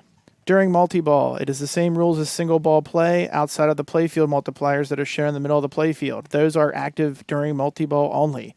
To increase playfield multipliers, you roll through the lit lanes that are up top. The lit lanes up top will change with pop bumper hits. You can increase the playfield multiplier to up to 15x during multi-ball. That's Diamond Lady. That's Diamond Lady in a nutshell, friends. Eric's going to come back and join here in a minute. Through that entire tutorial, I was figuring out how to change his name on this screen, so I don't know how to play this game either. Fortunately, Eric does. Eric loves it when I zone out through the tutorials and then have to ask the questions that we just shared in the tutorial. That's his favorite. So let's bring up our players here on Diamond Lady. They're there to benefit you too, Justin. I was too busy changing names. Why? Ooh, Why? dang. Well, hey, I like that. I've never heard that before. Yeah, are we playing Pinhead's Trivia on accident now? Perhaps. I don't know. We'll come back for that. What I meant to do was to go and put the names up correctly. And instead what I did was that. So if I right-click on women's matchup. Well, I mean, you can do it that way or just click that. Yeah, I don't know why it keeps accidentally playing that. All right. Come on, Atlantis. Diamond Lady. There we go. So Jen claims. Three-player group love. Jen claims this was a random choice. I don't she know. tried to change her mind. She was like, "Ooh, let's go to Diamond Lady," and she's like, "Wait, no, that's my group." And I was like, "Sorry, you already said it." Now you're on. This is our fearless tournament leader. Jen Rupert was going to be joined by Bree Reynolds, who couldn't be with us, but I think Bree might be on stream. She's been sick, unfortunately, and was kind enough to make the choice not to bring her germs to everybody, but we miss Bree terribly.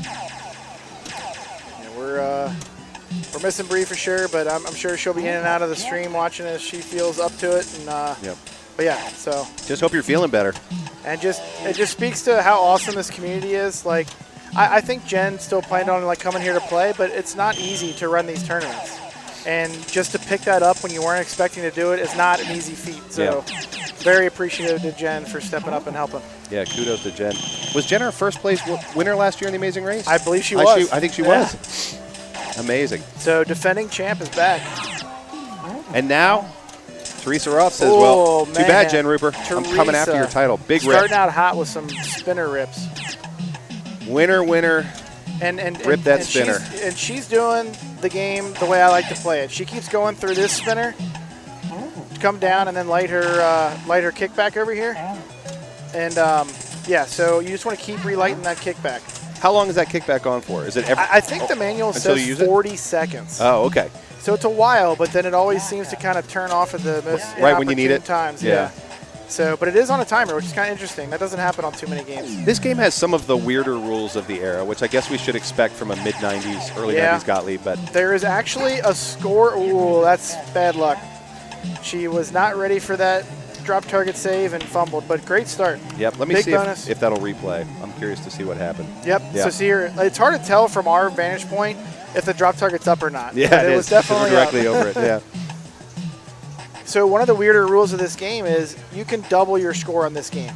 If you somehow, without hitting any other drop targets down, hit the drop targets on each end. Man, I don't know, my mouse is going nuts. But anyway, you saw the outside drop targets on that bank. There's 3 banks. If you only hit the outside drop targets on every bank without touching any other drop targets, it will double your score. Yeah. Good luck. Yeah, good luck. Good luck. Now, is that the diamond bonus, is when you only hit the outsides? No, the diamond bonus is when you hit down all the targets. Okay. Then they all come back up and drop all the black ones. So then the ones on the ends are the only thing left. Okay, gotcha. That's the big hurry-up mode, which is where you want to be in multi-ball. And that one's a little bit more reachable than this idea of only Correct. hitting Yeah, the corners. that's people get that all the time. Yep.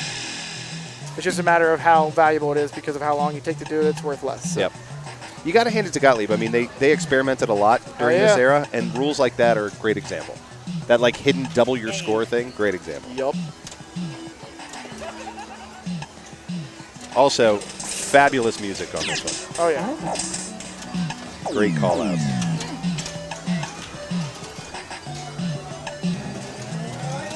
Yep. Gottlieb did 80s music correctly, in my opinion.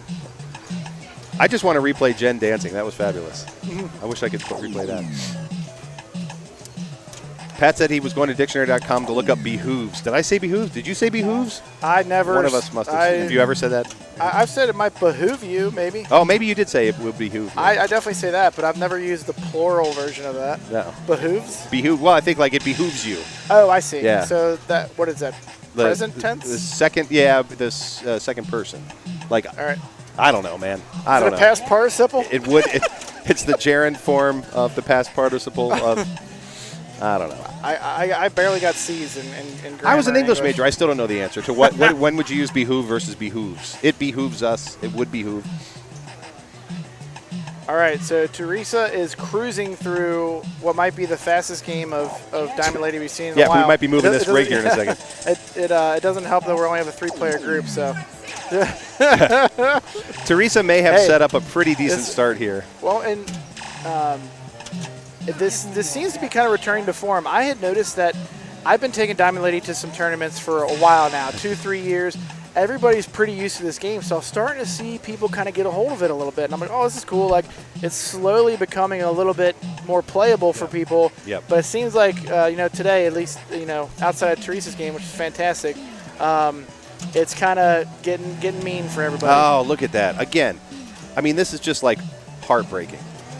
It's like you're just trying to, you get the ball on the flipper, Get let's it just there, hit up this fire ramp, it. get the ball One started. shot, it's gone. Gonzo. That's the worst. So I played this game at the NKY Open in the Strikes tournament. This was my last chance to save my butt in the Strikes tournament. And I had 2 out of 3 balls that did exactly that. It was one flip and out. And I just was dejected because you try your best and then you get a 1-second ball. Yep. All right, well, let me go we're moving. take a gander about what else we can play. All right. Look at that support from these players who are supporting each other. Teresa, Jen, Sabrina giving each other a hug. Very cool from these competitors. So we'll see what else we can watch, and Eric will let me know, and we'll play you a Minotaurial on whatever it is. In the meantime, because I like doing them, let's try another trivia question.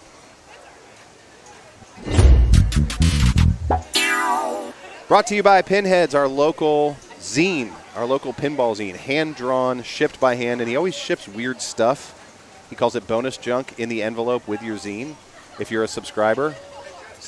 Sometimes it's stamps. Sometimes it's cells from old movies. Okay, so here's our question. Who designed Whitewater? Who designed Whitewater? Put it in the chat for me.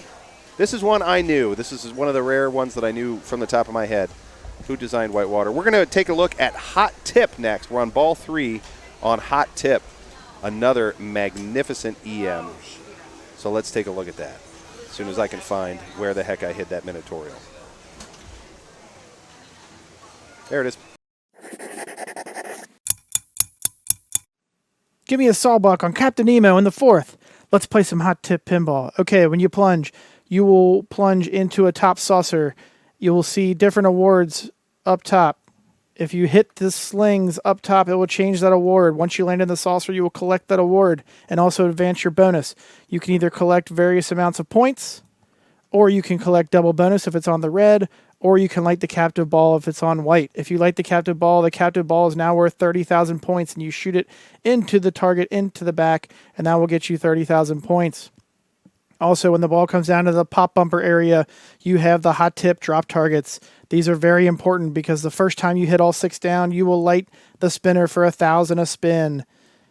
The second time you hit them down, you will light extra ball at the saucer on the left, which also awards 5,000 points and advances your bonus. The third time down, all the drop targets will be worth 1,000 points. And once you knock them down for a third time, the fourth run through the drops, they are worth 10,000 points apiece for the rest of the ball. You can advance bonus also by the little target here in the pop bumper. Your goal is to get spinner lit, keep ripping through the spinner and going up top until you have double bonus, and then max out your bonus with help from the captive ball and the target in the pop bumper area. You can have max bonus of 200,000 points. That's Hot Tip. That's Hot Tip in a nutshell. Thank you, Chuck.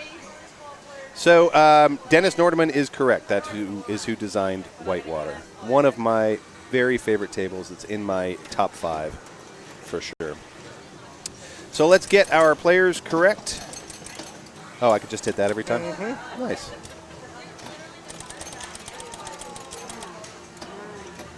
How's this then? So we're on ball 3 here.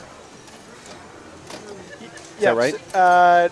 I believe we just started ball 4. Ball so 4. If you remember on the Williams games, on the playfield game, you should see the ball in play. Yep. Right up there. All right, so going just for that scoop shot. Player 3, ball 4. Let's see. Let's take a little gander.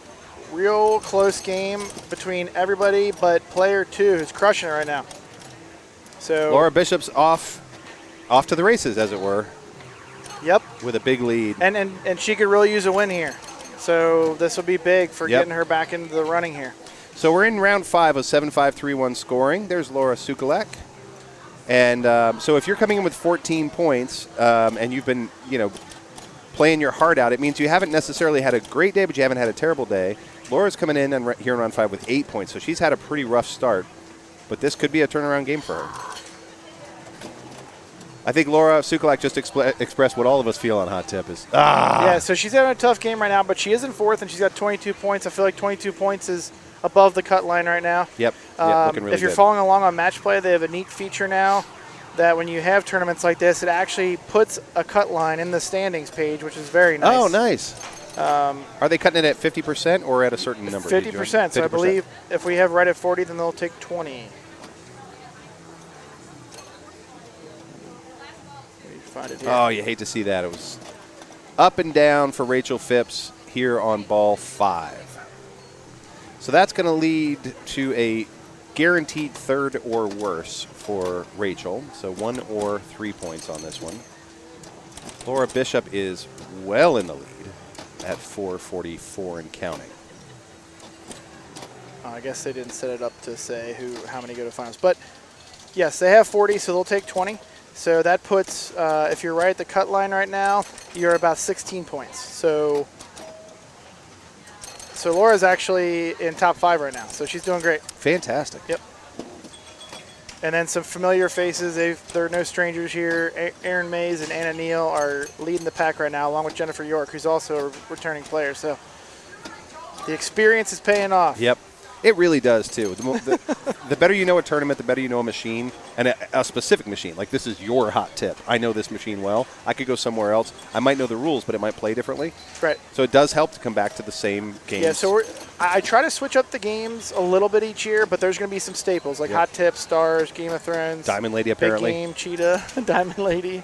Bad Girls is now in that Bad staple Girls, range. yep. So, so you're going to have some familiarity and then also some variety, so you don't get bored. So.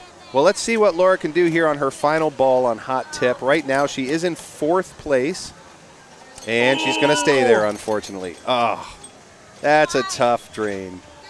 She goes, why? Well, this is why. That's Single why. bounce and an out late.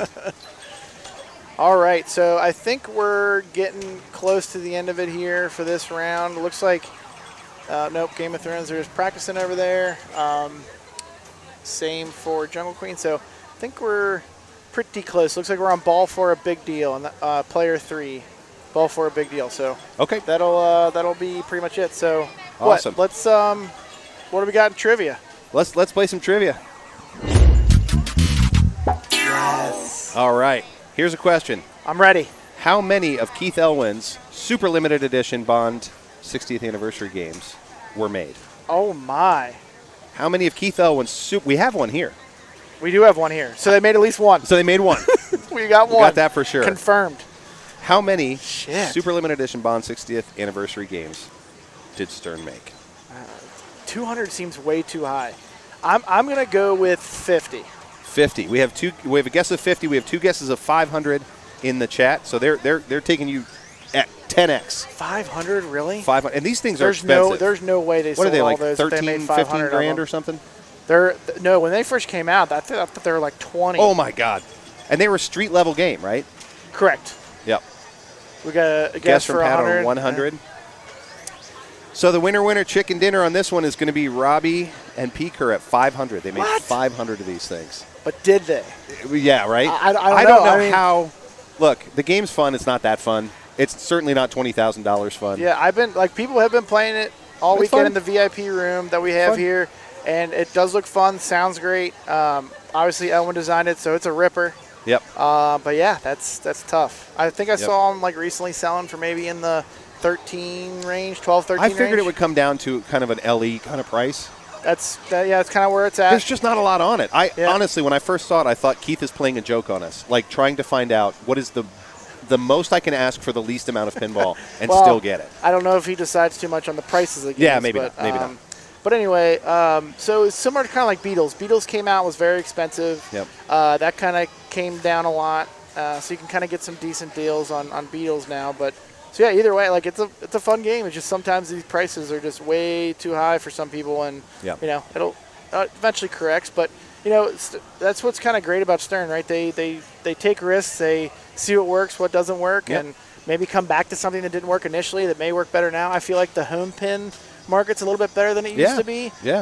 They're making them more fun now. Yeah, the home pins. They're obviously a lot cheaper. They got that Jurassic Park and then Star Wars. Like those are great games. Yep. But anyway, Yeah, I mean, to me, the risk on the 60th anniversary was pretty high in that I thought it was more of an equity damage thing. If we asked 20 grand for a pinball machine and people hate it, now what? But Yep. it went over really well. It's a fun playing game. yep, it would just I thought there was going to be more blow. blowback than there was on the price, and so it just came down. Fine. Yep. Pinflation is going down. I don't know if it is, Pat. I would love to think that a little bit, but I'm not convinced Prices yet. on especially used stuff is coming down, and Significantly? yeah. Is it? Okay. So, like for instance, I just sold my Shadow recently. I want to say like not even a year ago, those were sitting for not even a day for 6.5, Oh, maybe wow. like approaching 7. Yeah. Depending on how nice it was. I listed mine at like 68 and it sat for 2 months. I dropped it to 55 and it sold in a day. Okay.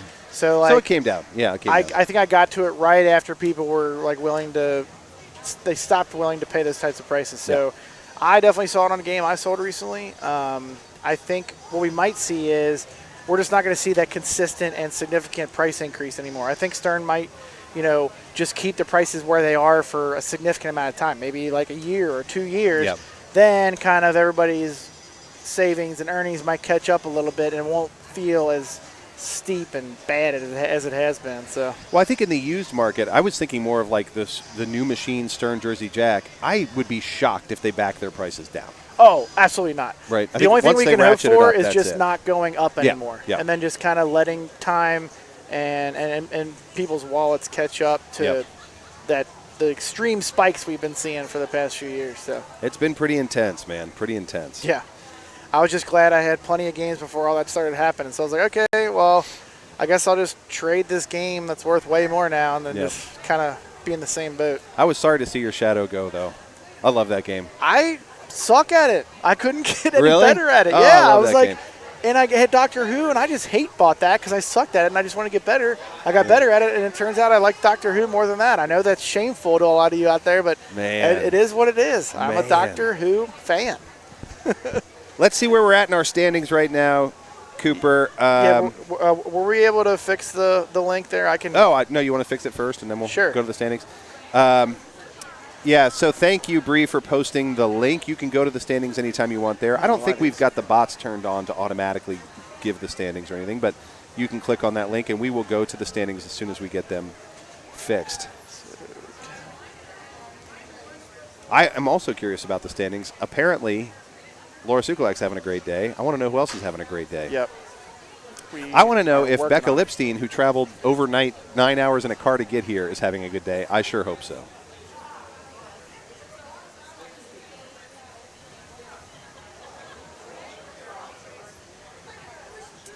Doctor Who versus Shadow. God, I would have to go Shadow. Sorry, Barry. Favorite designer, but I like Shadow better. If this works, I'll fix the matches as well. There you go.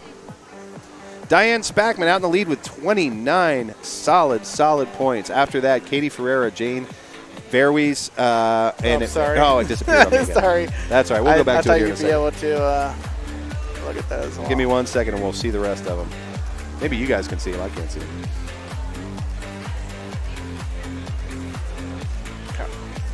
There you go. Aaron Malaysia, Anna Neal, Deborah Tallman, Jennifer York, and Emily tied there, but Jennifer is actually wrapping up a game, so likely to see more points, even if it's just one. And then Jesse Morton wrapping up the top 10. So there's our top 10 right there, and we are taking half into the finals tomorrow. So really the cutoff line is going to be about 20. We're going to move over to Mando. Do you want to know how to play Mando? I sure do. I've never figured it out. Here you go. This is the way. Let's learn some Mandalorian pinball.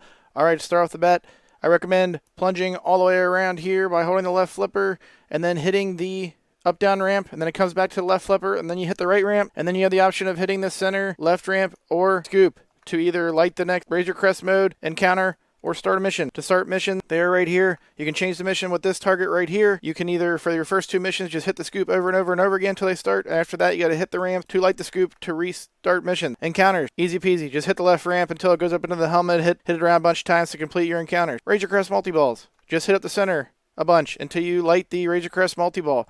You'll see here at the start of the game, 2 is lit. To change which one's lit, you hit these targets over here to change it to 1 or 3. After that, you got hunter modes over here. Hit these targets 3 times to light your in lane for hunter modes. Switch that with the flippers. Once it starts, you have to hit the opposite orbit, and then the other orbit lights, and you hit that, and you get hunter mode completed, and you get a bunch of Beskar. Beskar is spent at the foundry right here. You hit here, and then once you're in the foundry, you get a bunch of different awards. Those awards can be anything from relight encounters, light heal, whistling birds to collect mission shots, add a ball, multi-ball, all kinds of stuff. Okay, playfield multipliers real quick. These are right here.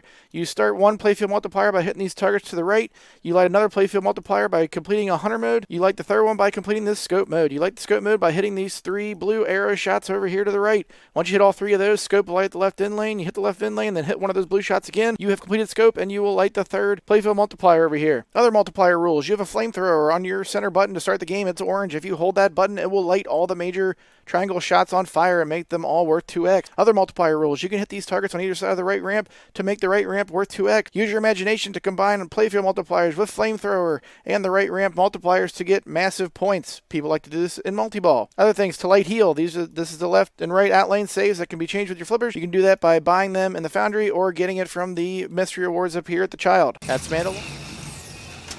That's Mandalorian. Did you catch all that? Did you get all that? I sure didn't. But I got a bunch of it. What's really fun is that I always challenge Eric to get these Minotaurials done in 2 minutes or less, and to fit all of the rules of Mandalorian in 2 minutes or less. Well, that's a challenge. Let's see who's playing on Mando, shall we? You are watching our player one, Valencia Kelly, right here. And they're doing, where are we at? No multi-ball. No, started multi-ball. Got it. Got it. Catching up. So not a bad start. I'm guessing since we just started this round that they just started by going right up the middle over and over again, which is what I would have done too, because that's how I play this game. I go for my first multi-ball right off the bat and then figure out what I want to do after that.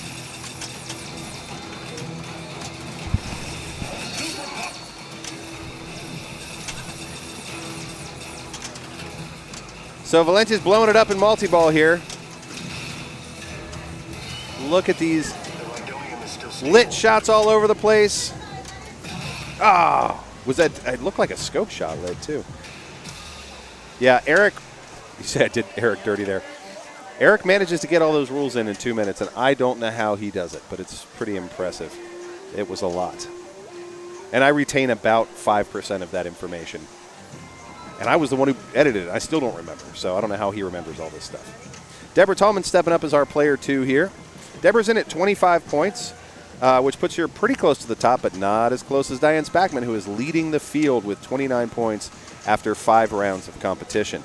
We have just about an hour left to play in our qualifying event, at which point we will take the top 20 competitors in this women's tournament and take them through to finals, which will be tomorrow. If you've never seen the Amazing Race format before, do tune in for finals tomorrow. It is so fun to watch. And every year we see incredible community, people supporting each other brilliantly all throughout this really pretty cutthroat competition. So, Eric, I've got to step out for a few. It's all yours. Yes, sir. Enjoy Mando. All right. So Deborah Tallman just stepped up. You saw that move she put on it. I'm surprised she only got 2 warnings. That's all I'll say about this Mando setup. It's going to be pretty brutal. You can see I got these out lanes wide open, and I believe I took the rubber off everything. Tight tilt, turn the tilt debounce down for those that are aware of those settings. So like to see how players work around that this weekend. We'll see. I'm going to jump in the other seat so I can read chat a little bit easier.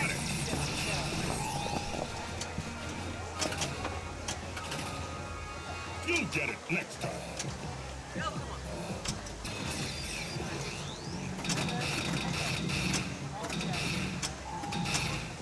MF Hood. This is a Holiday Inn hotel and conference center in Eastgate, Ohio. So this is just a hotel that we rent out once a year. They give us a cheap hotel block of rooms, and we sell a bunch of those, and then we just allow the public to come here and play a bunch of pinball. But all of I left 1 game at home, but I brought 14 other games here, and we have 22 other games that friends graciously lent to the tournament. So, all right, so Becca's stepping up to her first ball. The game is being very mean to people so far, as you can see. So yeah, I think Mando can be a long playing game, but this one is set up particularly hard. The game I left at home is called Odds and Evens. It's from 1970. It's a okay EM, but not so fun. It's kind of boring to watch. And a lot of the tournament players that are experienced with playing my games don't really like that game. So I don't try to use it in tournaments unless I have to. So it's fine. It's just a little bit boring.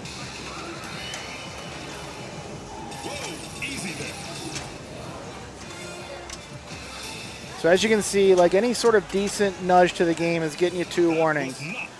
So you're not going to be able to dink and dunk around and afford to be missing shots consistently. You're going to have to be real accurate with this Mando. There is a pool here. There is a hot tub. There is a waterfall. I mean, what else do you need in a hotel?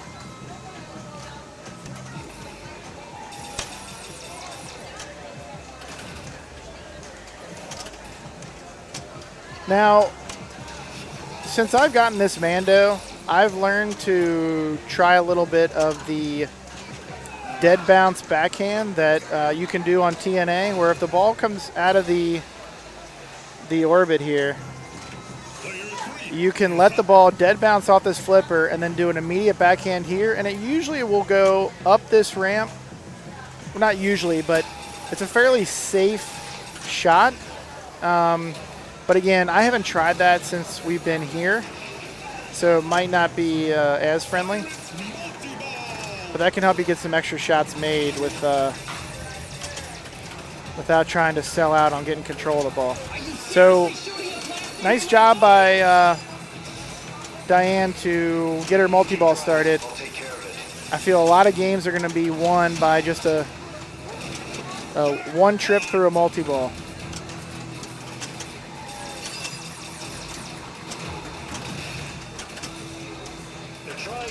It doesn't look like she used her 2X flamethrower, so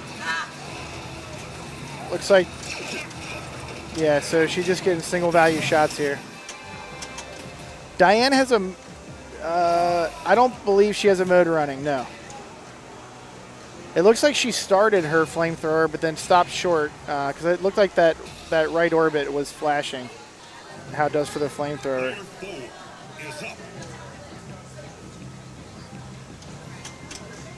A little known fact, which you probably saw in the mini tutorial, was you don't have to play the mission that's currently lit. So you see number 1's lit. If you like a particular mission, like I do, I like number 4, you can hit this target right here and change that mission before you start it. You can have it just like before. Yeah, modes can be very valuable, especially the one I just mentioned, number 4. That's the Mudhorn mode. That can be very valuable in multi-ball. It's a mode where the orbits will feed the pops, and the pop bumpers increase the awards that are lit. What's up, brother? What's up, Eric? What are we watching? Am I live? Hot area. You're live. Ooh, Mando. Yep, we're watching some Mando. Why don't you let everybody know who we got on the mic here? Hey, guys. Where's my cam? It's me, Matt Owen. You might know me as SGC64 in various pinball chats. Left out lane. Rough. Yeah, so you'll be seeing a decent amount of Matt this weekend. We got, we'll have him on the mic, like we talked about before. Elizabeth Gieske will come on. Steve Bowden, I'm sure, will make an appearance like he always does. Steve Bowden. Yep. So we were just talking about how extremely mean I set up this Mando, so it'll be interesting to see what people can do with it this weekend. What's mean about it? Everything? Any decent nudge is going to get you at least 2 warnings. Oh, no. You can see here the outlanes are wide open with no rubber on them. Yeah. I didn't mess with any feeds. All the feeds are normal, but okay. I mean, if you miss, you're in deep doo-doo. You got to hit that center. Oh, I see that how it just walked out that.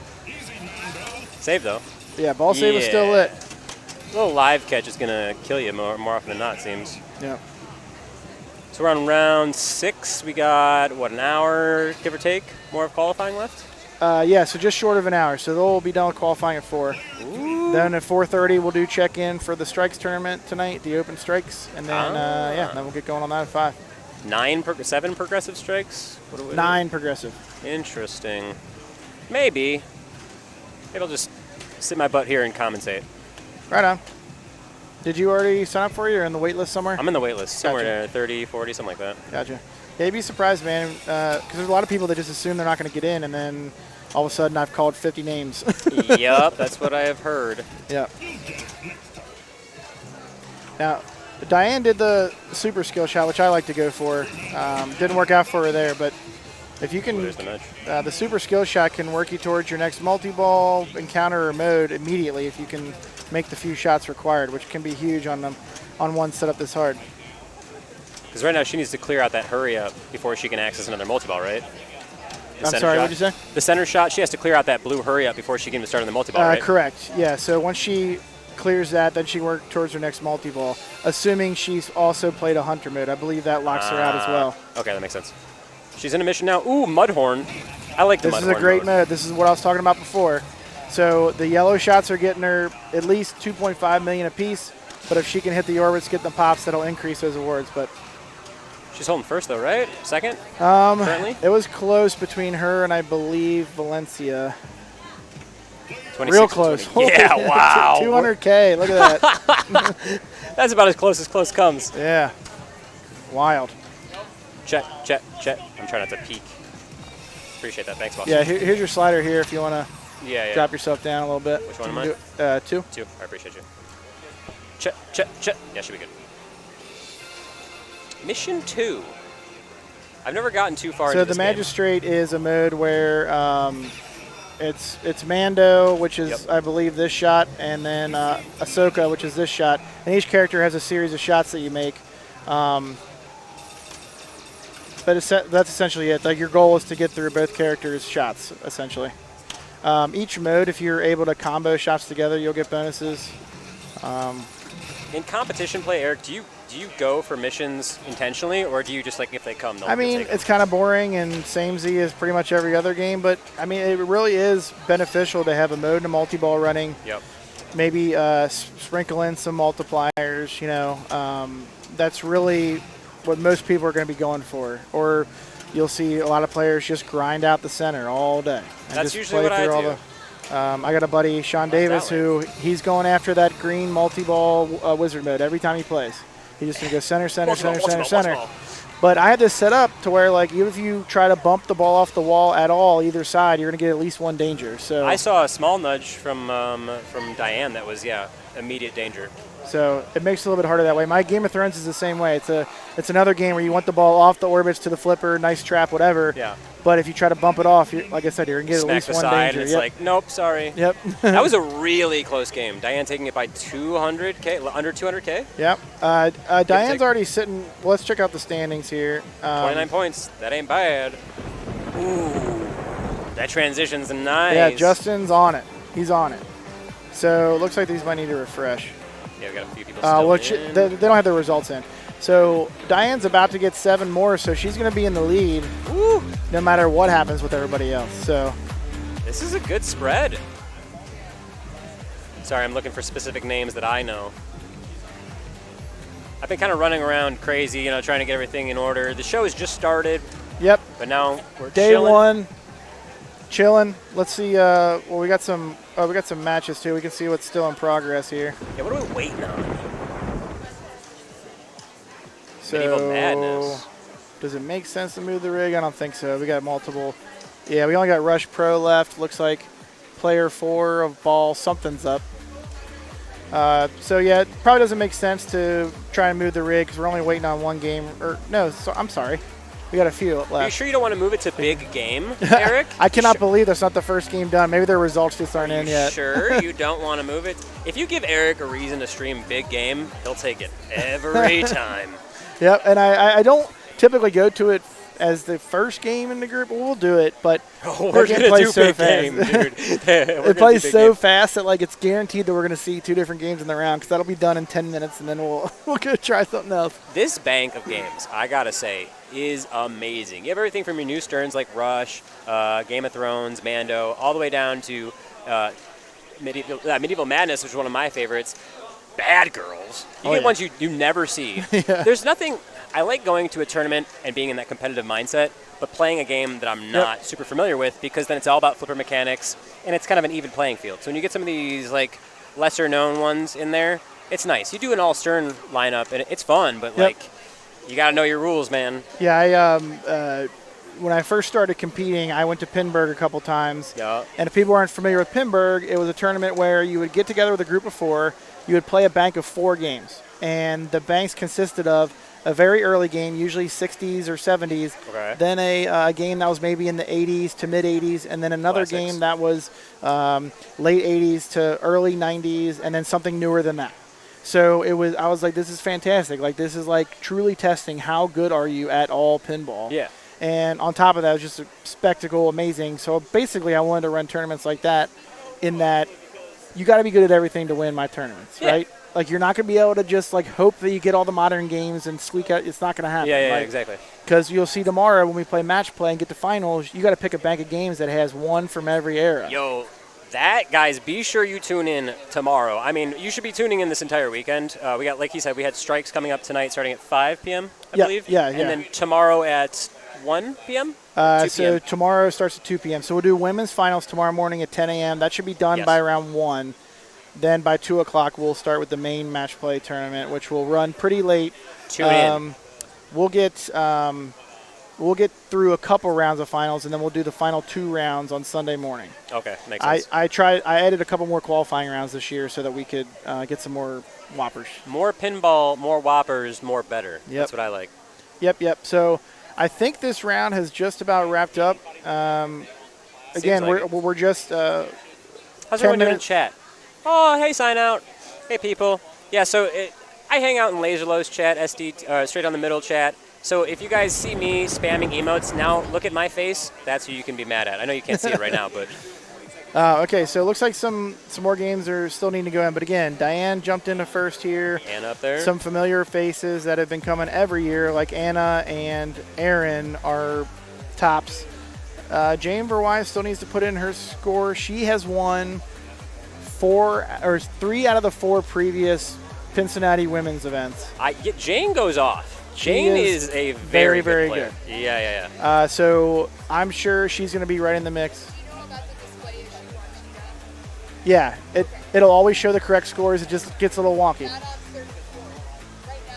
Right, but is anyone right? In a track mode, it'll get weird, but it'll never not show that. Machine issues.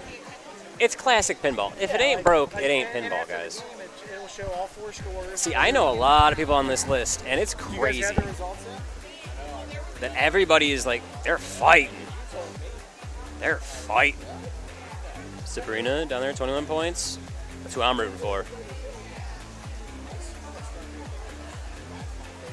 Anyways, yeah, how you guys doing, chat? Everyone cool? Everyone enjoying your evening? Sorry, evening. It's like midday. My sleep schedule's all messed up. My brain is just mush. Hey, Zergy. What's up? Yeah, probably for the best. Stay in school for today. You can come up for one day tomorrow.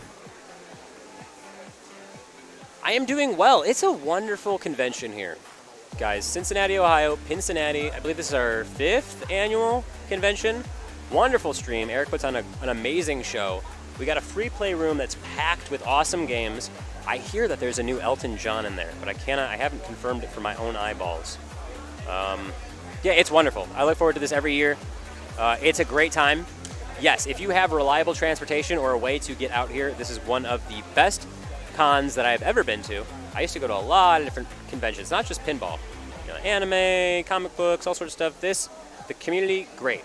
The games, great. The vibes, great. The time, it's a great one. Everyone should come through. We're going to be looking at the standings here for a few more seconds as Eric does some maintenance. I would touch things and try to flip back to my face, but let's be honest. No one wants to see my face. You guys want to see the standings.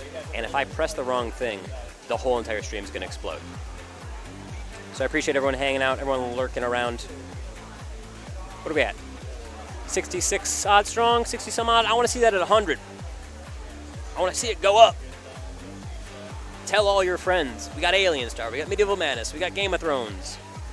We got Doctor Who, Space Station, Jungle Queen. I didn't even realize there was a Jungle Queen in this building. Demo Man. There's so many great games left to be streamed. So much awesome competition. And I gotta say, guys, the women's competition, the roster we have here, you see on your screen, crazy. So many talented women.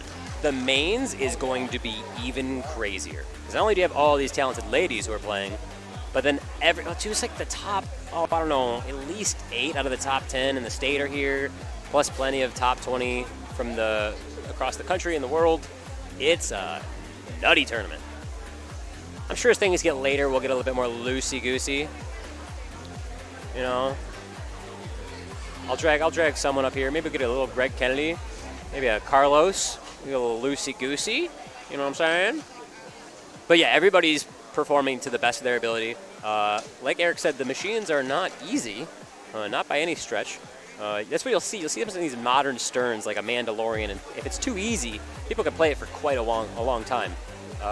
Thank God most of these have comp installs or higher tilts, so people aren't going to be sliding it all over the place, playing for 25 minutes. Currently, we're still working on Cheetah. There's a score display issue. I will tell Lowe's I said hi. Hilariously enough, I saw him earlier, and then we just ran off to the old Jungle Gyms. If you guys are not familiar, Jungle Gyms is a massive international grocery store that is just a few minutes from Pincinnati, the hotel, and it is... You walk in there, and it's every flavor of every item that you've ever imagined. I grabbed like 4 lollipops, little blow pops, just so I had something. But it's hard not to spend money. You know what I'm saying? So once we get Cheetah wrapped up, we will be moving on to round 7. Ooh! The man, the myth, the legend, Nick Camps. We're currently looking at just rankings right now. You can sit down if you want. I was about to take off. You're going to have a new voice here coming in. This is Neo Pinball himself. Indeed. There he is. How you doing, Nick? Wow. I'm doing good. How are you doing? I'm doing well. You were at the Road to Pincinnati I was. Arcade Legacy last night, right? Those 2 different tournaments. You had a Modern and a Classics. There was a Classics on Wednesday. Okay. And last night was Moderns. I was hearing a bunch of cool stuff about that. Arcade Legacy. It was so cool. It's such a cool place to go to. They got... Zergy and chat hanging out. Hey! Didn't want to skip school, so staying home for now. I understand. Yeah, Nick was telling me all about Arcade Legacy because I'm from Cleveland. I'm not hip to all the Cincinnati spots. Well, me too. And yeah, I know. They don't know. The audience doesn't. Maybe they do know. Either way, I heard they got pinball, they got fighting games, they got Japanese rhythm games, they probably got some claw machines. They got everything. Bro, I want to go. In fact, if I wasn't in a hotel room where there was hundreds of free play pinball machines that I already paid for to play, I'd probably go there right now. I was there pretty much all day Wednesday and all day on, yesterday on Thursday. This Cheetah's having score display issues, and I'm low-key hoping that it breaks so we don't have to use Cheetah. Is that a bad take? Do you guys like Cheetah in chat? Thoughts on Cheetah's Cheetah? Not bad. I like Big Game more. I mean, I don't mind Cheetah, but Big Game's better, but Cheetah's not bad. I know Big Game. And by know, I mean I know about half the rules. I'm just comfortable with anything I know how to commentate on. At least Big Deal's working. Ooh, like. Big Deal. It's a big deal. We got stars. Is that a set to a 5-ball or 3-ball, you think? I can't see from over here. I do like Cheetah playing it. I just feel like I get lost in the sauce when I'm commentating. I get lost in the sauce when I'm commentating a lot of times. I see Doctor Who's up here. That was a crazy final last night in the Moderns. I heard, was it John Del Zappo versus Carlos De La Cedar? And Greg. And Greg Kennedy. Greg Kennedy. Those are our top 3. That was the top 3, and then they ended up having a tiebreaker between Carlos and Greg. Which makes sense because they're all within the top 5 in the state. Yeah. Bro, imagine being like a decent, above-average pinball player in Ohio or Cleveland area, Columbus area, and you're like, I'm good, and then you play one of these guys, and you're like, I guess I'm not so good. It's crazy. Ohio's talent is off the charts. It's insane, the quality and caliber of players here. We're going to start doing things like this. We're going to look at the different scenes together, chat. Ready? We're experimenting together. Cool. Switching games cam. What does this look like? Oh, it looks like that. We got got everybody. You can kind of see. There's Big Deal back there. Here's us. And there's Mando. There's Mando. I feel like I'm sitting too low. Like I need to sit up. I need a booster seat. What about only player cam? Looks like Eric's mixing. Oh, okay. That's why. Yes. Eric is. The next round is up. All right. Let's see what we're going to get. Can I get games, or was that? Oh no, we were just at match play matches. Hey, look, it's Eric. Matches. Okay, here we go. Let's see. What do we got going on? Seems to be moving it over to. Is that Big Deal? Is it Big Deal? Big Deal. Hey, Big Deal. We have Sydney, Jay, Holly, and Dalva on Big Deal. And guys, guess what? It's. Try being in Denver. Which one is it? You think Game Cam? Boom! I don't know how to update this though. It's the only thing I don't know. See, I'm learning. You're learning with me, and I'm learning. and by Saturday, I'll have it all together. I think it's a no. I think it's. Oh, I used to know this one. Here, let's just not touch it, and then when he comes back, Eric will know. I said who the players were. How do you change this? Before each round, we have to run these. Oh, we got a stream deck now. Okay. So B for big deal, go to A through D. Where's big deal at? Big deal is right here. Push it.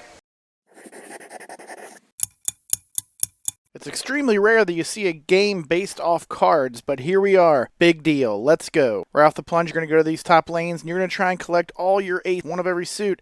It'll also advance your bonus. There's also a little target here that'll advance your bonus. Pop Bumper can get you advanced bonuses up there as well. Then when you come down to the lower playfield, you have an advanced bonus target here. All your lanes down below will also advance target, advanced bonus, and get your aces lit. For each ace lit, it lights the horseshoe for an additional 10,000 for up to 40,000 max. That's big points at the horseshoe there. You can also advance your bonus by this target here. Once you collect all your aces, you will light your double bonus down here. It will also light the left orbit lane and this target for 5,000 a pop. Once your bonus is max, keep going up to the top to collect more points and hit the horseshoe for 40,000 points. The big deal drop targets are relatively dangerous to go for and aren't worth much unless you are playing for extra balls. Extra balls are lit after completing one of the drop target banks twice. It will light the horseshoe for extra ball. That's big deal. It's almost over. Well, now you're good.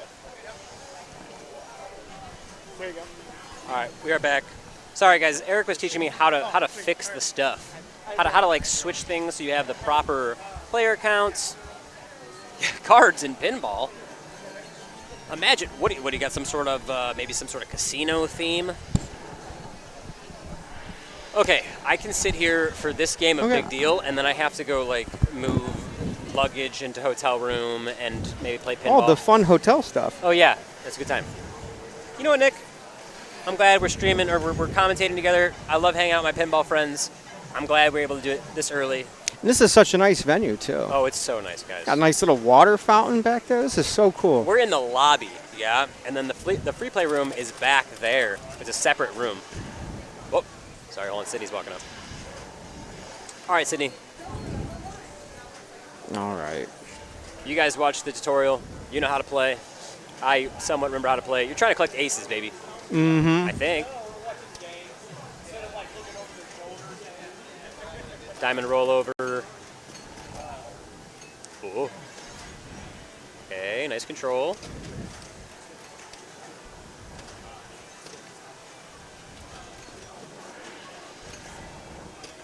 That's big. And left out lane. Oh, that's but a little bit rough. of bonus. All right, so 31,000 is what we're dealing with right now. She got the big targets down. And then she got like an in lane and a rollover. Okay. Jay going for it. Diamond. Ooh. Ooh, that was good right there. Tip save. Nice. Good little tap over. Are keeping it a little bit alive longer than Sydney, but oh, shouldn't have said anything. That out lane almost. Woo! Oof. But I think with bonus, it puts her on 49. Not bad. Not bad for a ball. Yeah, not at all. You'll take what you can get. All right, Holly's up now. Interesting, you play extra balls on Big Deal, too. Oh, I remember the little horseshoe thing in the top right corner. You kind of hit it, and then, you hit little lights, and whatever lights are lit up, you get extra points. I've played this before. Ooh, you like that left orbit. Can she get a rollover she doesn't have yet? There we go. There's a spade. All right, just needs the club. That horseshoe shot, so nice. Already at 42,000, that's without bonus, and she's sitting at, I believe, like 40K in bonus or something like that. Yeah, Holly is really good at classics. Holly's just really good in general. I played her in Mega Match Play. Whew. She beat my ass. I got smoked in Clover, classics. Clover. Oh! We were playing Grand Prix. Did you have a fun time on Grand Prix? Oh, no. She has all the rollovers. Holly and Amy Kesting smoked me on that. Ooh, what a save. Let's go, Holly. That was nice. Double Clovies. Delicious. Hey, thanks for watching. Oh, we love streaming. We'll be live all weekend. We got more of this for about another 45 minutes. Then we'll be switching over to a strikes tournament. This morning we have the women's, or tomorrow morning we'll have the women's finals, and then we'll be going into a mega match play tournament or a match play tournament, and then more pinball for you Sunday. So definitely keep the stream open. You'll be seeing balls flipped all weekend. And that's the Who Day tournament, right? Yes. Yep. Saturday straight or knockout. Holly's keeping it alive. 80K. I shouldn't have said anything, but look at this bonus coming through. Yeah. And 284. That was a big ball one. If you want to have a good ball one, it's getting like a $250,000 on an EM. Oh, yeah, because then everyone's playing catch-up for quite a bit. Now you've iced everybody out, essentially. I mean, here's Dalville. Let's see. Spade. Hate to see it. Hate to see it. But still 11,000, you know? Take what you can get. What do you think the rollover is going to be? It's gambling right now. I bet you a penny it's going to be a diamond. I have a penny in my pocket.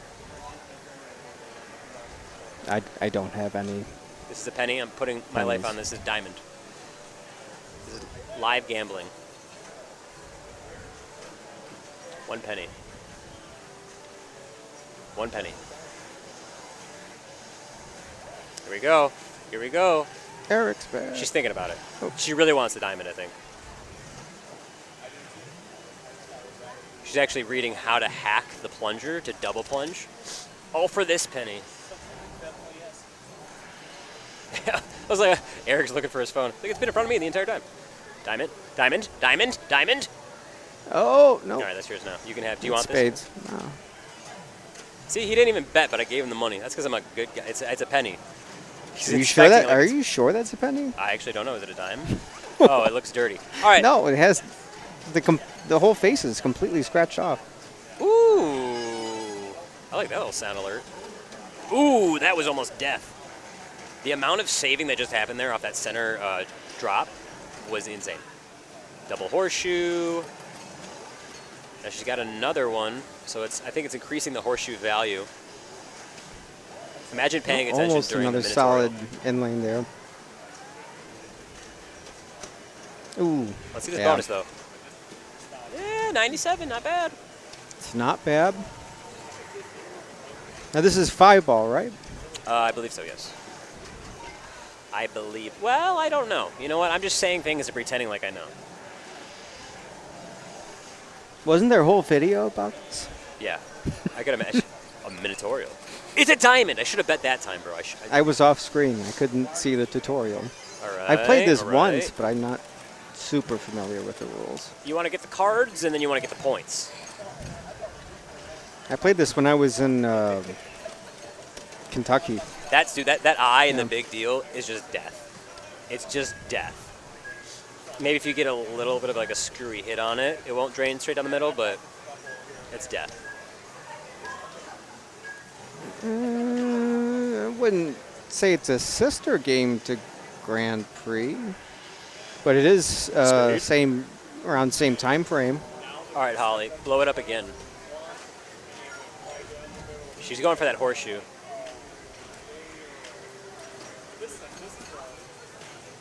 It's bouncing. It's all over the place. Ooh, the fact that she didn't die there.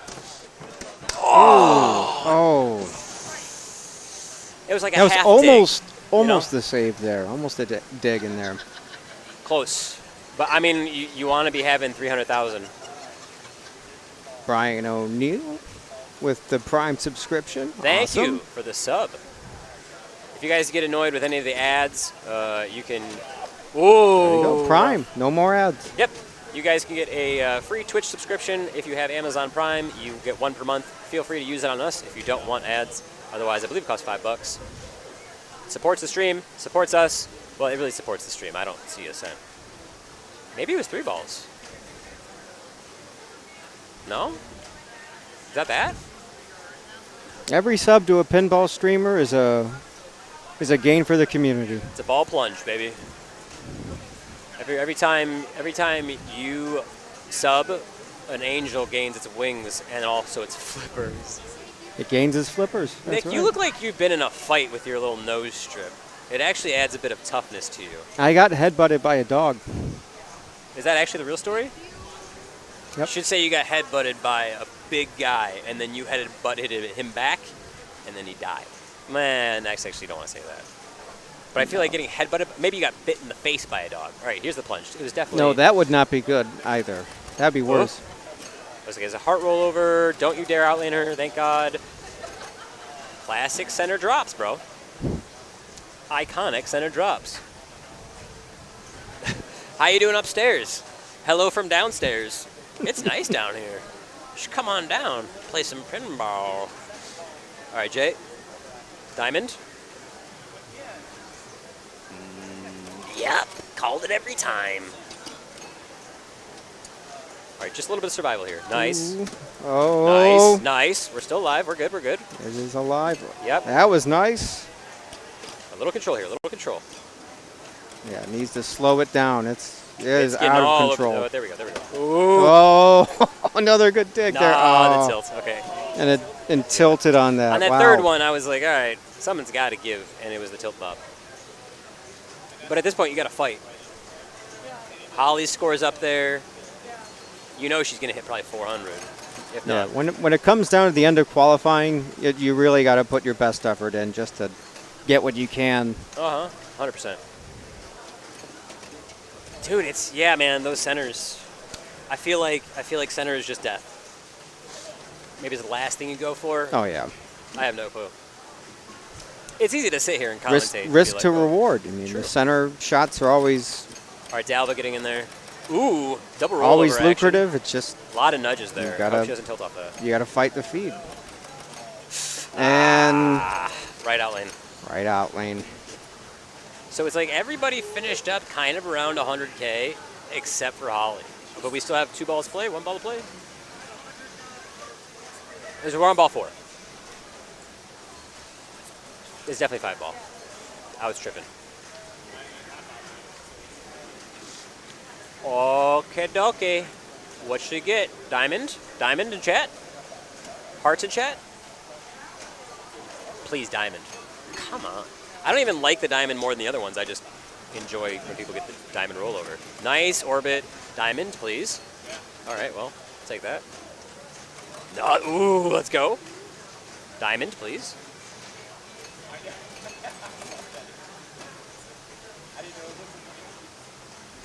Try to get it back up top. Ooh, there we go. Ooh, there we go. Adjustment. That was Nice. a good shakeout. A little shimmy, shimmy. Ooh, ooh, ooh. Don't tap over. Got to get control. Right here, right here. There that we horseshoe go. is worth. Like at this point, you kind of set it up to the horseshoe. Oh, I you think. need to. Yeah. But she's one away Either from that having all or- her suits. Yeah. You got to either go for the horseshoe or go up top. Ooh, she survived the eye. Yeah. Oh, there we go. That's Okay. big. Ooh, maybe you shats that right in lane. Oh my! Fighting to keep that alive. Whoa! That was nutty. All right. Almost got big deal spelled. She already, the eye, bro. Death. But look at that. But that was nice. She's fighting up now. Depending on how Holly's ball 4 goes, there might be a fight here. We still Might got be a Jay's fight. ball 4. We got so much time left. These EMs sometimes is a 1 ball game, you know. Over. You horseshoe, never know how it's gonna shake out. unless you're the one shaking it. Stop. We got another. Oh, no. Okay, good. I thought that was straight down the middle. Well, even then. Oh. All right. Another, like 2 more said the orbits, and she'll probably complete her rollovers. Get all the sweet cards. Here we go. Little heart, please. Heart. Oh, that. Nope. Spades not a fine. heart. Spades.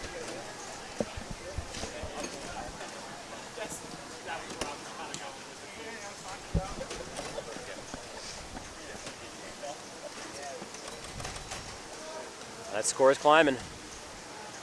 Still just needs the heart. Please, Oh. please, give it to her. Oh, survive the eye. There Okay, we go. okay, That okay, was okay. nice. Heart. Heart. Oh. Keeps it alive though. Gonna want to slow that down I and feel- shoot back up top. I feel like left orbit is just safe right now. Okay, All right, okay. good. Here she get under control. Ooh, that was dangerous. She's the A and the L in big There in we the go. deal. And here we go, orbit. No. She's Tried to. advancing her bonus, but her bonus is maxed. That's what you want. That's really what you want. Yep, maxed bonus, 100K. Now it's a game. We got ourselves a game. Yeah. Now, Holly should be feeling the heat here. She feels everyone nipping on her heels.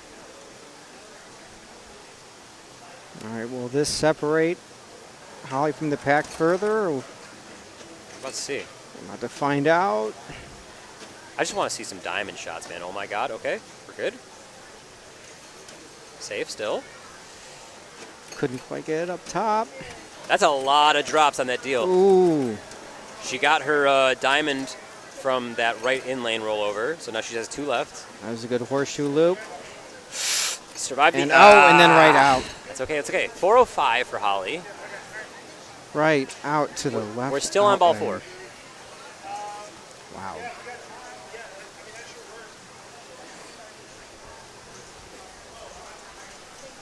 Okay, what rollover we have? Diamond! Love diamonds. Oh my wow. god, dude.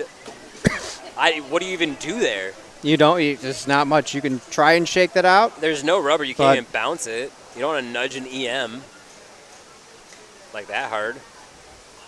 All right, final ball. It all comes down to this. No pressure, except some pressure. Sydney's going to have to pull out like 140K plus more to put herself over Holly with some breathing room. Can she do it? How do you get double bonus? I don't know. To be honest, I don't know. I feel like when those 1s and 2s light up. That's why I'm thinking. But there, yeah. it wasn't double bonus when the last player got it. So I don't know.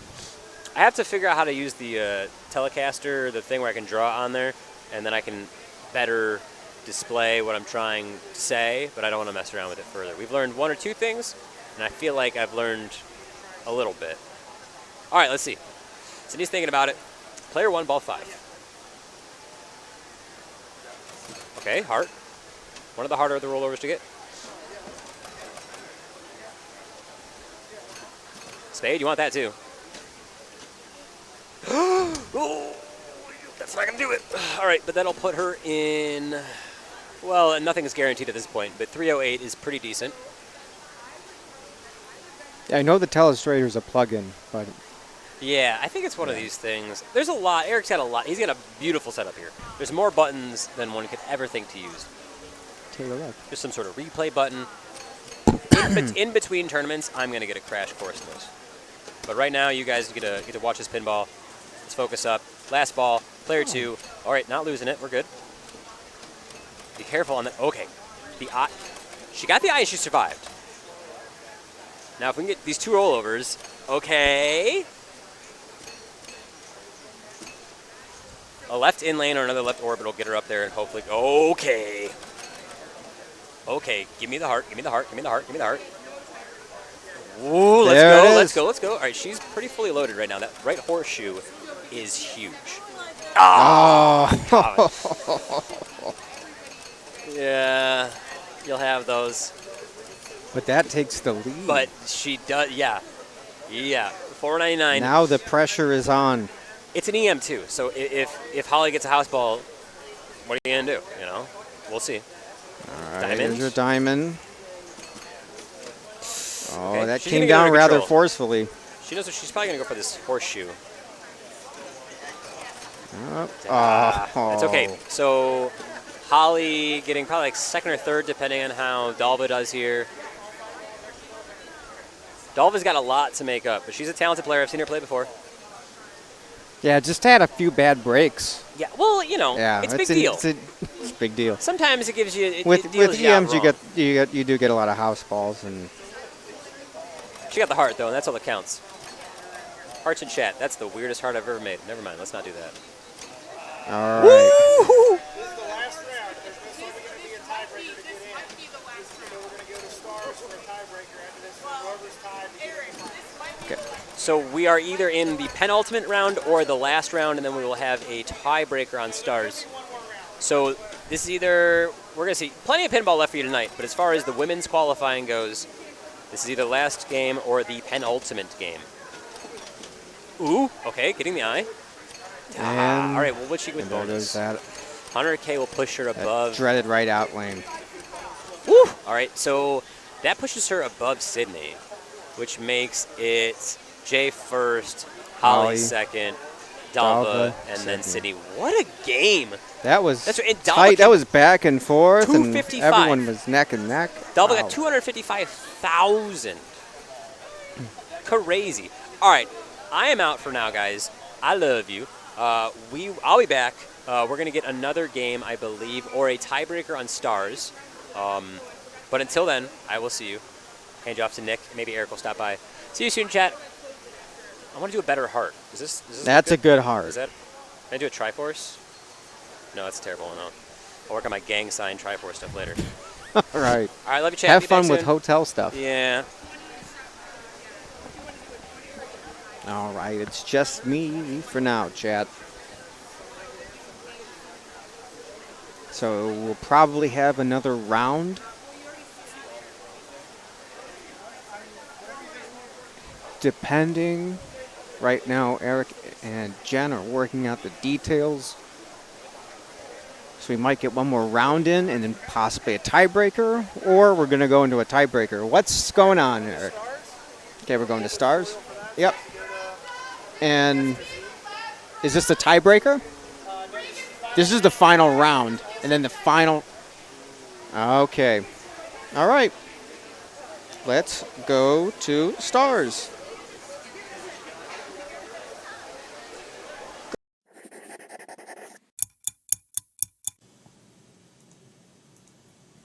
All right, everybody, let's learn some Stern stars. At the start of the game, you will have one random star completed for you. As you can see here, the pink star is completed for us. Bam. Collect all 4 other stars to juice the right spinner for 1,000 a spin. Crush through the spinner here for 1,000 a rip. Also, after collecting all 5 stars, you will light a red special light next to one of the star targets. That will be changed by either advancing bonus, by hitting the targets or the rollovers, or ripping the spinners. If you happen to hit that special, it is worth 100,000 points. It's huge. You can collect as many of those as you want per ball. Also, you can hit the center drop targets on either side of the play field to juice the left spinner for 1,000 a rip, straight through here. Big points. You can also hit down all the drop targets. Once you hit down 3 of the drop targets, you will get double bonus. Once you hit down all 6 drop targets, you will get triple bonus. If you continue to hit down all 6 drop targets, you will then get extra ball. After that, you will then light special for 100,000 points, just like getting specials via the star targets. You can advance your base bonus by hitting the rollovers in the middle and top of the play field, or the lit in-lane, out-lane rollovers. That's Stern Stars. All right.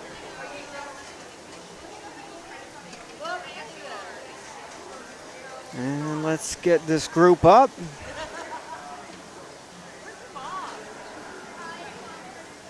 As Eric said, that's Stern Stars.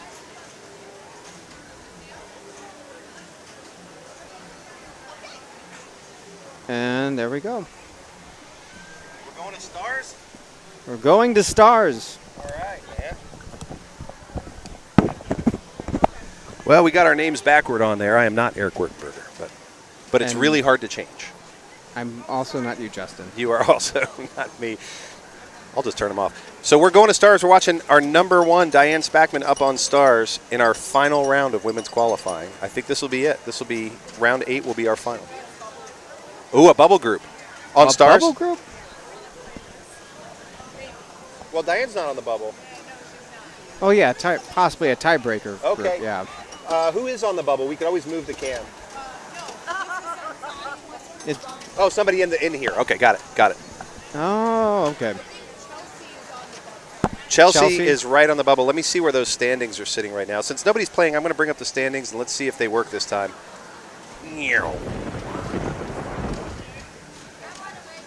So, where is Chelsea?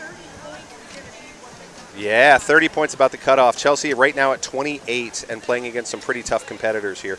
So we're taking 20 into tomorrow, into the amazing race. And you can see it's going to be a real showdown. Right now we have 5 competitors in 20. Sabrina, Chelsea, Nancy, Rita, and Nicole.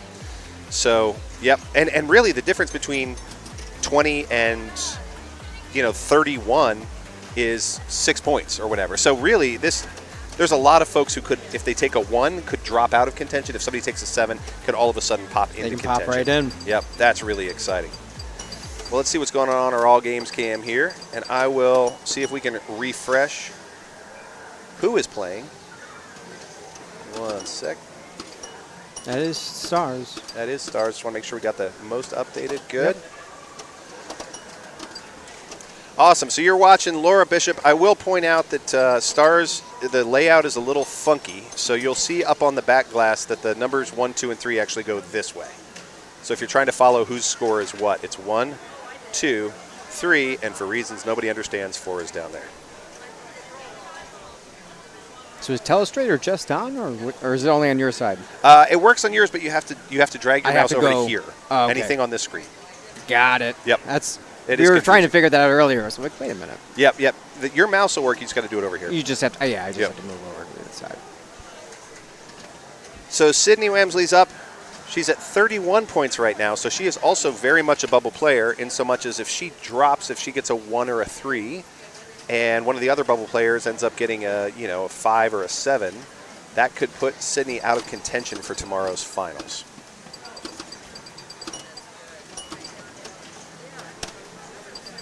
Nice dig right there.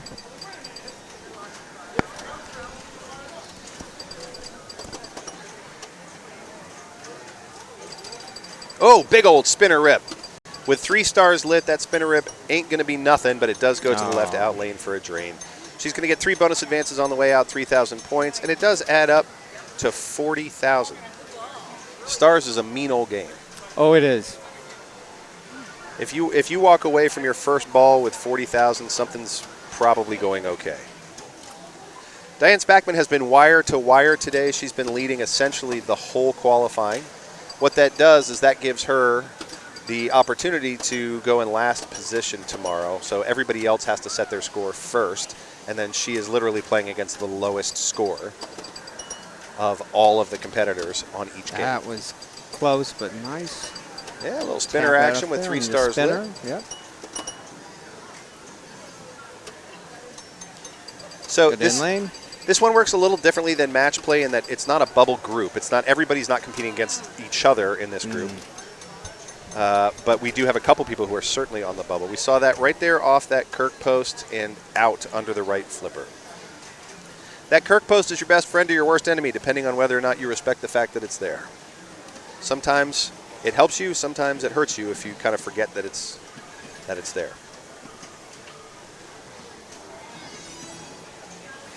Let's see what Chelsea Pomeroy can do here. She's wearing her shirt from the summer pinball thing that was held up in Ostrander, Ohio, home of Tilt Amusements, who sponsors this tournament. Boy, we have a lot of good pinball in Ohio. So much. It's insane. We are lucky to have the incredible amount of pinball we have in this state. And it's all over the state. You go to Toledo, the competition's crazy. Yep. Cleveland, Youngstown, Akron, Canton, Columbus. Nice use of the center post there. This is a great example. Let's just Cincinnati. It's It's crazy everywhere. Watch this use of the center post on the replay. Perfect nudge just to get it right back into play, back to the center and out. At the end there, unfortunately, that center post did not serve her the way it did before, but really good use of that center post. Yeah, you figure with all the... It's not a huge state. It's not a terribly populous state, right? We're about the size of Ireland, more or less. Higher total number of people. We've got, like 11 million people in Ohio or something. We have incredible amounts of pinball. Oh, yeah. For a not that big, not that populated insane state. how much pinball. Yep. Yeah, Chelsea did have some really good play off that center post. I love that. Can definitely say that we're spoiled here. We're so spoiled. And Arcade Legacy, which is one of our bigger sort of staples of arcades here, just expanded, and now they've got, I don't know, 45 pins or something out. It's crazy. And They're all in great condition. Yep. It's going to be really exciting seeing states there. Yep. So And, here's an example there of if you had let it just bounce and not flipped at it, you could have kept this ball. Watch it hit off this post. That premature flip actually shoved the ball down the drain where it could have bounced. If you respect what the post can do for you, you can collect on that, but it's a tough habit to get into. Mm-hmm.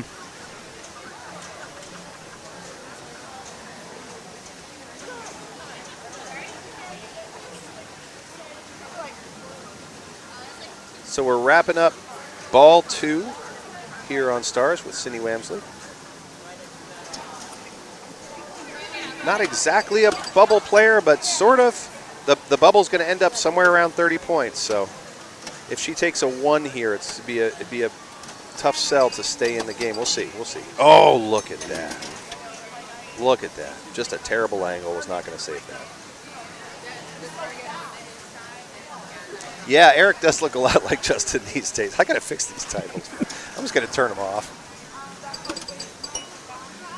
That's what I'm going to do. I'm going to turn them off. Can you edit them?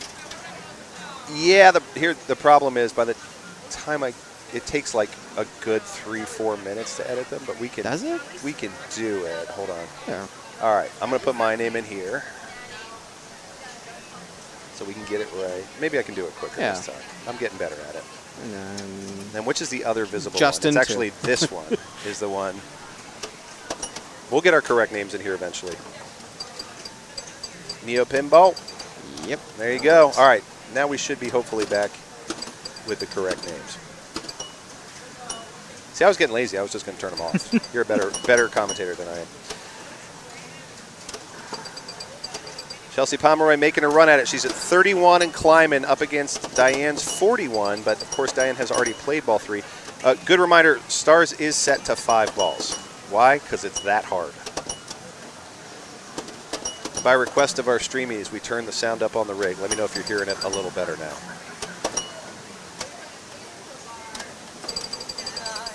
Spin a rip. Not lit, but sounds good. 3 stars of 4 lit. And it's out. That's all right. Good ball by Chelsea Pomeroy. You can hear the encouragement from the players. I think one of the things that I love about really all the Pincinnati tournaments, the vibe is so good, but the women's tournament in particular, there's so much encouragement. People constantly tell each other, great ball, great job. Even when you lose, people are connecting and celebrating. Oh, yeah. The pinball community in general is just so awesome. Everyone is so respectful. Yeah. It's a great vibe. Got that rip with 2 stars lit. So the spinner adds 200 points for each lit star there. So if you can get all 5 stars lit and then rip the spinner, it can be worth quite a lot. Plus, who doesn't love a good spinner rip? There we go. It almost gets that left spinner. Sign out, you're right. We got it done faster this time. Normally it takes me a few minutes to do it, but I'm getting quicker every time. All right, Sydney closing up ball 3 at 44. This is a tight game. Nobody's got a runaway yet.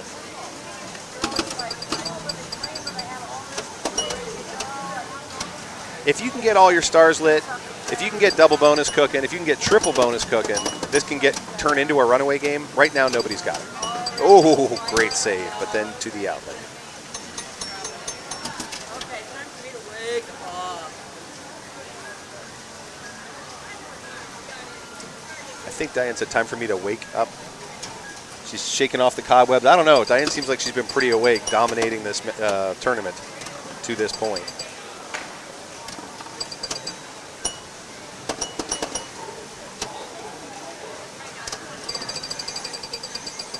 And friends, if you're wondering, hey, we're about to close out this tournament. What do I do with the rest of my evening? I have no plans. Good news. We're going to start our strikes tournament at 5 o'clock. If that's not enough for you, join us tomorrow morning for the exciting Amazing Race Finals, for which everybody is qualifying, which starts at 10 a.m. 10 a.m. Right here on this channel. You're going to get to see the top 20 women's competitors duking it out in this cutthroat format, the Amazing Race, to find out who is going to be the women's champion this year. And then after that, we have our match play, which is going to be qualifying all the way through to finals. Oftentimes, friends, that takes us into the wee hours of the morning. So get your biggest bag of popcorn and your biggest soda, because it's going to be a big day of pinball, not just tonight, but all weekend long. All weekend. Settle on in. We have 5 tournaments this weekend. By the time you do we got the women's, we got the match play, we got the strikes, we got the gauntlet, and we have the kids tournament. I don't think we'll be streaming gauntlet or kids, but on Sunday we might stream part of gauntlet. But that's a whole lot of pinball. That's a lot of pinball. 10 a.m. Amazing Race final tomorrow. Thank you, Bree. You don't want to miss it. Set your alarms now. If you're like me, you have to set an alarm for a 10 a.m. start on a Saturday. That's definitely an alarm situation. Closing out ball 4 with Sydney Wamsley. And our last round, round 8 of qualifying. Yeah, I didn't get up till around 11 after hanging around Legacy till around 1 in the morning for that final. That was a big final last night. That was crazy. How did you end up placing? That I did not do too well in moderns. It No. was towards the bottom. Okay. All right in classics though on Wednesday. Yeah, so better classics player. These are 2 new tournaments added this year. Jesse Baker and Arcade Legacy added 2 new tournaments that are sort of cousins of the Pincinnati tournaments, called the Road to Pincinnati. So it's Wednesday leading up to Pincinnati is a classics tournament. Thursday leading up to Pincinnati is a moderns tournament. Both really well attended. We had 41 players at classics, 51 at moderns. And then starting today, we start the 5 tournaments over the weekend. So if you like to play pinball, just block off the first week of December. Just take off of work, sneaking up on that first weekend of December every year. We have more pinball than you can shake a stick at. We are now starting ball 5 with our tournament leader, Diane Spack.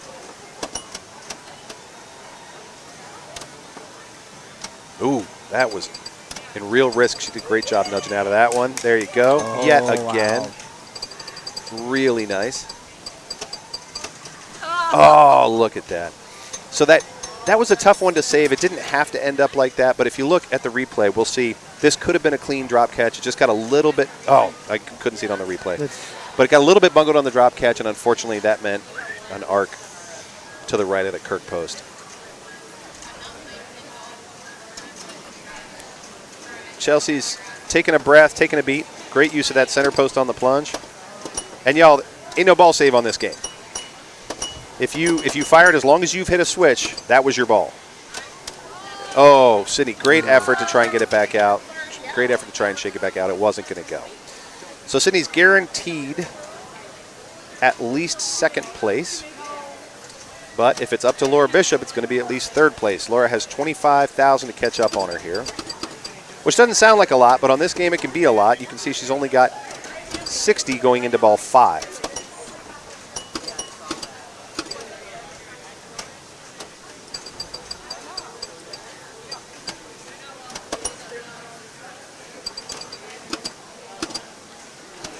Pat the Weirdo, yes you did. 3 a.m. That might have been my latest tournament I've ever commentated. The 3 a.m. tournament until. Oh my gosh. I mean, last year here at the strike tournament after the power outage, it got late. It was 1:30 or 2, but I think this 3 a.m. might have been. That's crazy late. I remember running out of words. There was just no words left to say. It was just word salad after a while. So that's going to be it for, for Laura Bishop. That's going to be it because she takes 3rd at 20 points. Those extra 3 points are not going to be enough to get her over the bubble. Diane Spackman well ahead at 43. Chelsea Pomeroy right now is going to hope to hold on to those 5 points, but it's not going to take much from Sydney. She only needs 6,000 here. And because Chelsea's a couple points back, that could make the difference. Again, we don't know how all the points are going to come out. Oh, no. Oh, wow. Oh, no. Guys. That was rough. I am saying it's only 5,000, but 5,000 is a lot when that happens. When it drains like that.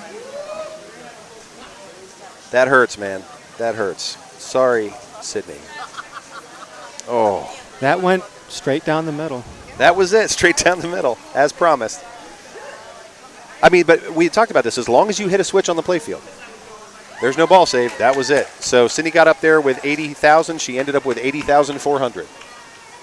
Built no bonus, was not able to get any points.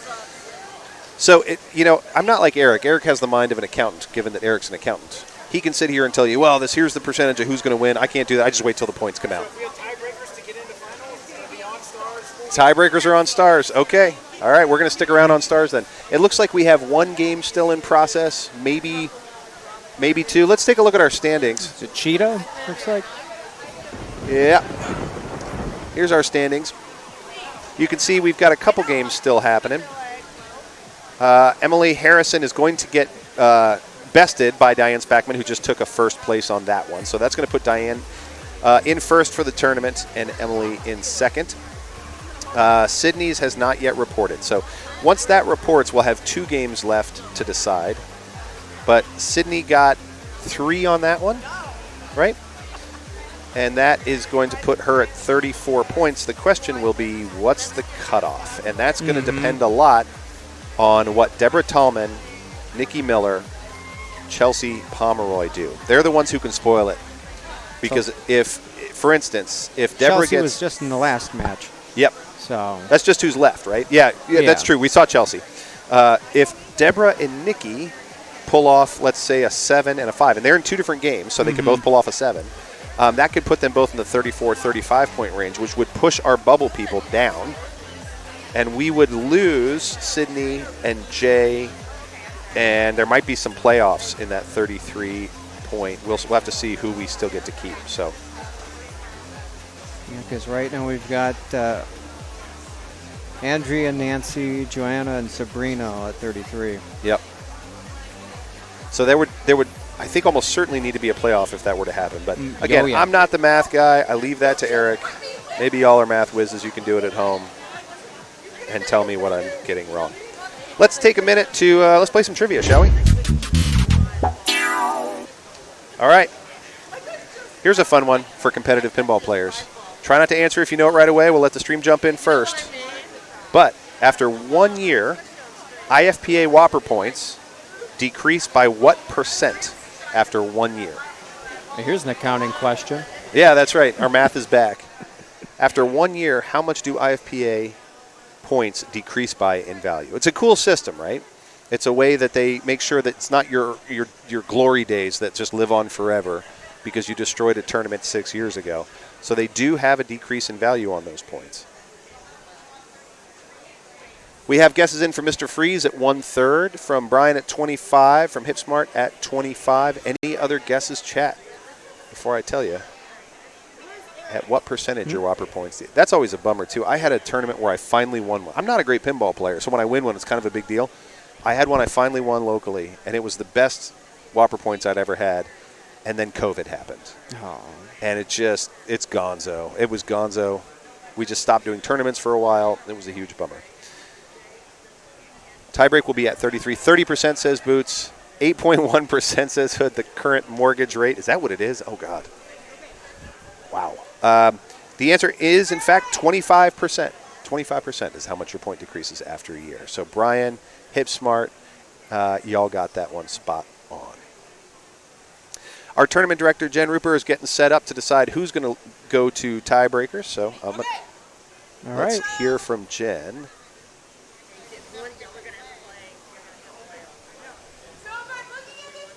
She says if I'm looking at it correctly. No tiebreakers for finals. Top 20 and above.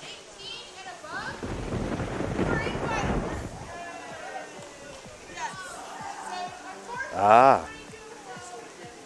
So it happened as we expected. We saw Jay Denham unfortunately did drop off. We saw a little bit of a comeback from Deborah Tallman. Chelsea Pomeroy worked her way into and secured her spot in that top 20. And so you're looking at it right here. Here's our cutoff, friends.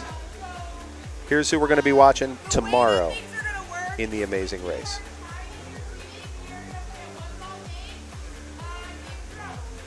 So congratulations to all of our top 20 players. We are going to need to have a playoff for the 18 slot, not to determine whether or not you got into the finals, but to determine what your position is going into the finals, right?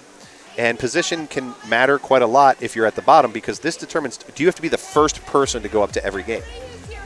If you are the bottom scorer, you might be the first person who walks up to every game to set that score, and that's a bummer. Now, will that be done tomorrow? The playoff will happen right now. It'll be a one-ball game, I believe, on Game of Thrones.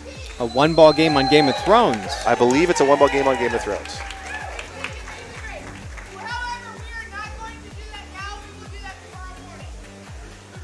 Tomorrow morning. Tomorrow morning we're doing something. I couldn't hear what it was. I believe it's that. The one-ball playoff? Okay, so maybe we'll do it tomorrow morning. Maybe they're not going to do it on Game of Thrones right now? Nope.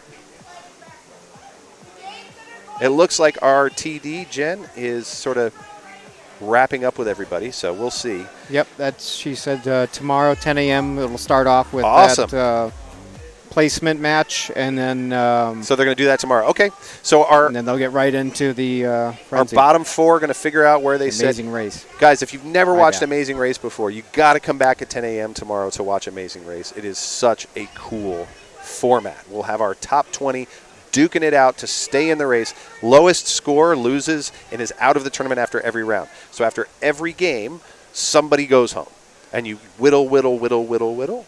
Whoever gets the bottom score keeps disappearing until you get to the end. So you could be the number one seed going in and still lose in that first game. Instant death. It's crazy. It is crazy. I love the format. It's going to be a lot of fun. Stay tuned. Don't go anywhere. We're going to come back at 5 p.m. to start our Who Day Memorial Strikes Tournament that happens every year. Our Strikes Tournaments tonight, our women's finals tomorrow morning at 10 a.m., as I just said, and then we have our match play tourney, both the qualifying and the finals, all day tomorrow after the women's tournament. So you don't want to go anywhere. Stick around, 5 p.m. Eastern Standard. We're back with you. And in the meantime, live every day like it's ball 3. We'll see you guys in just a bit.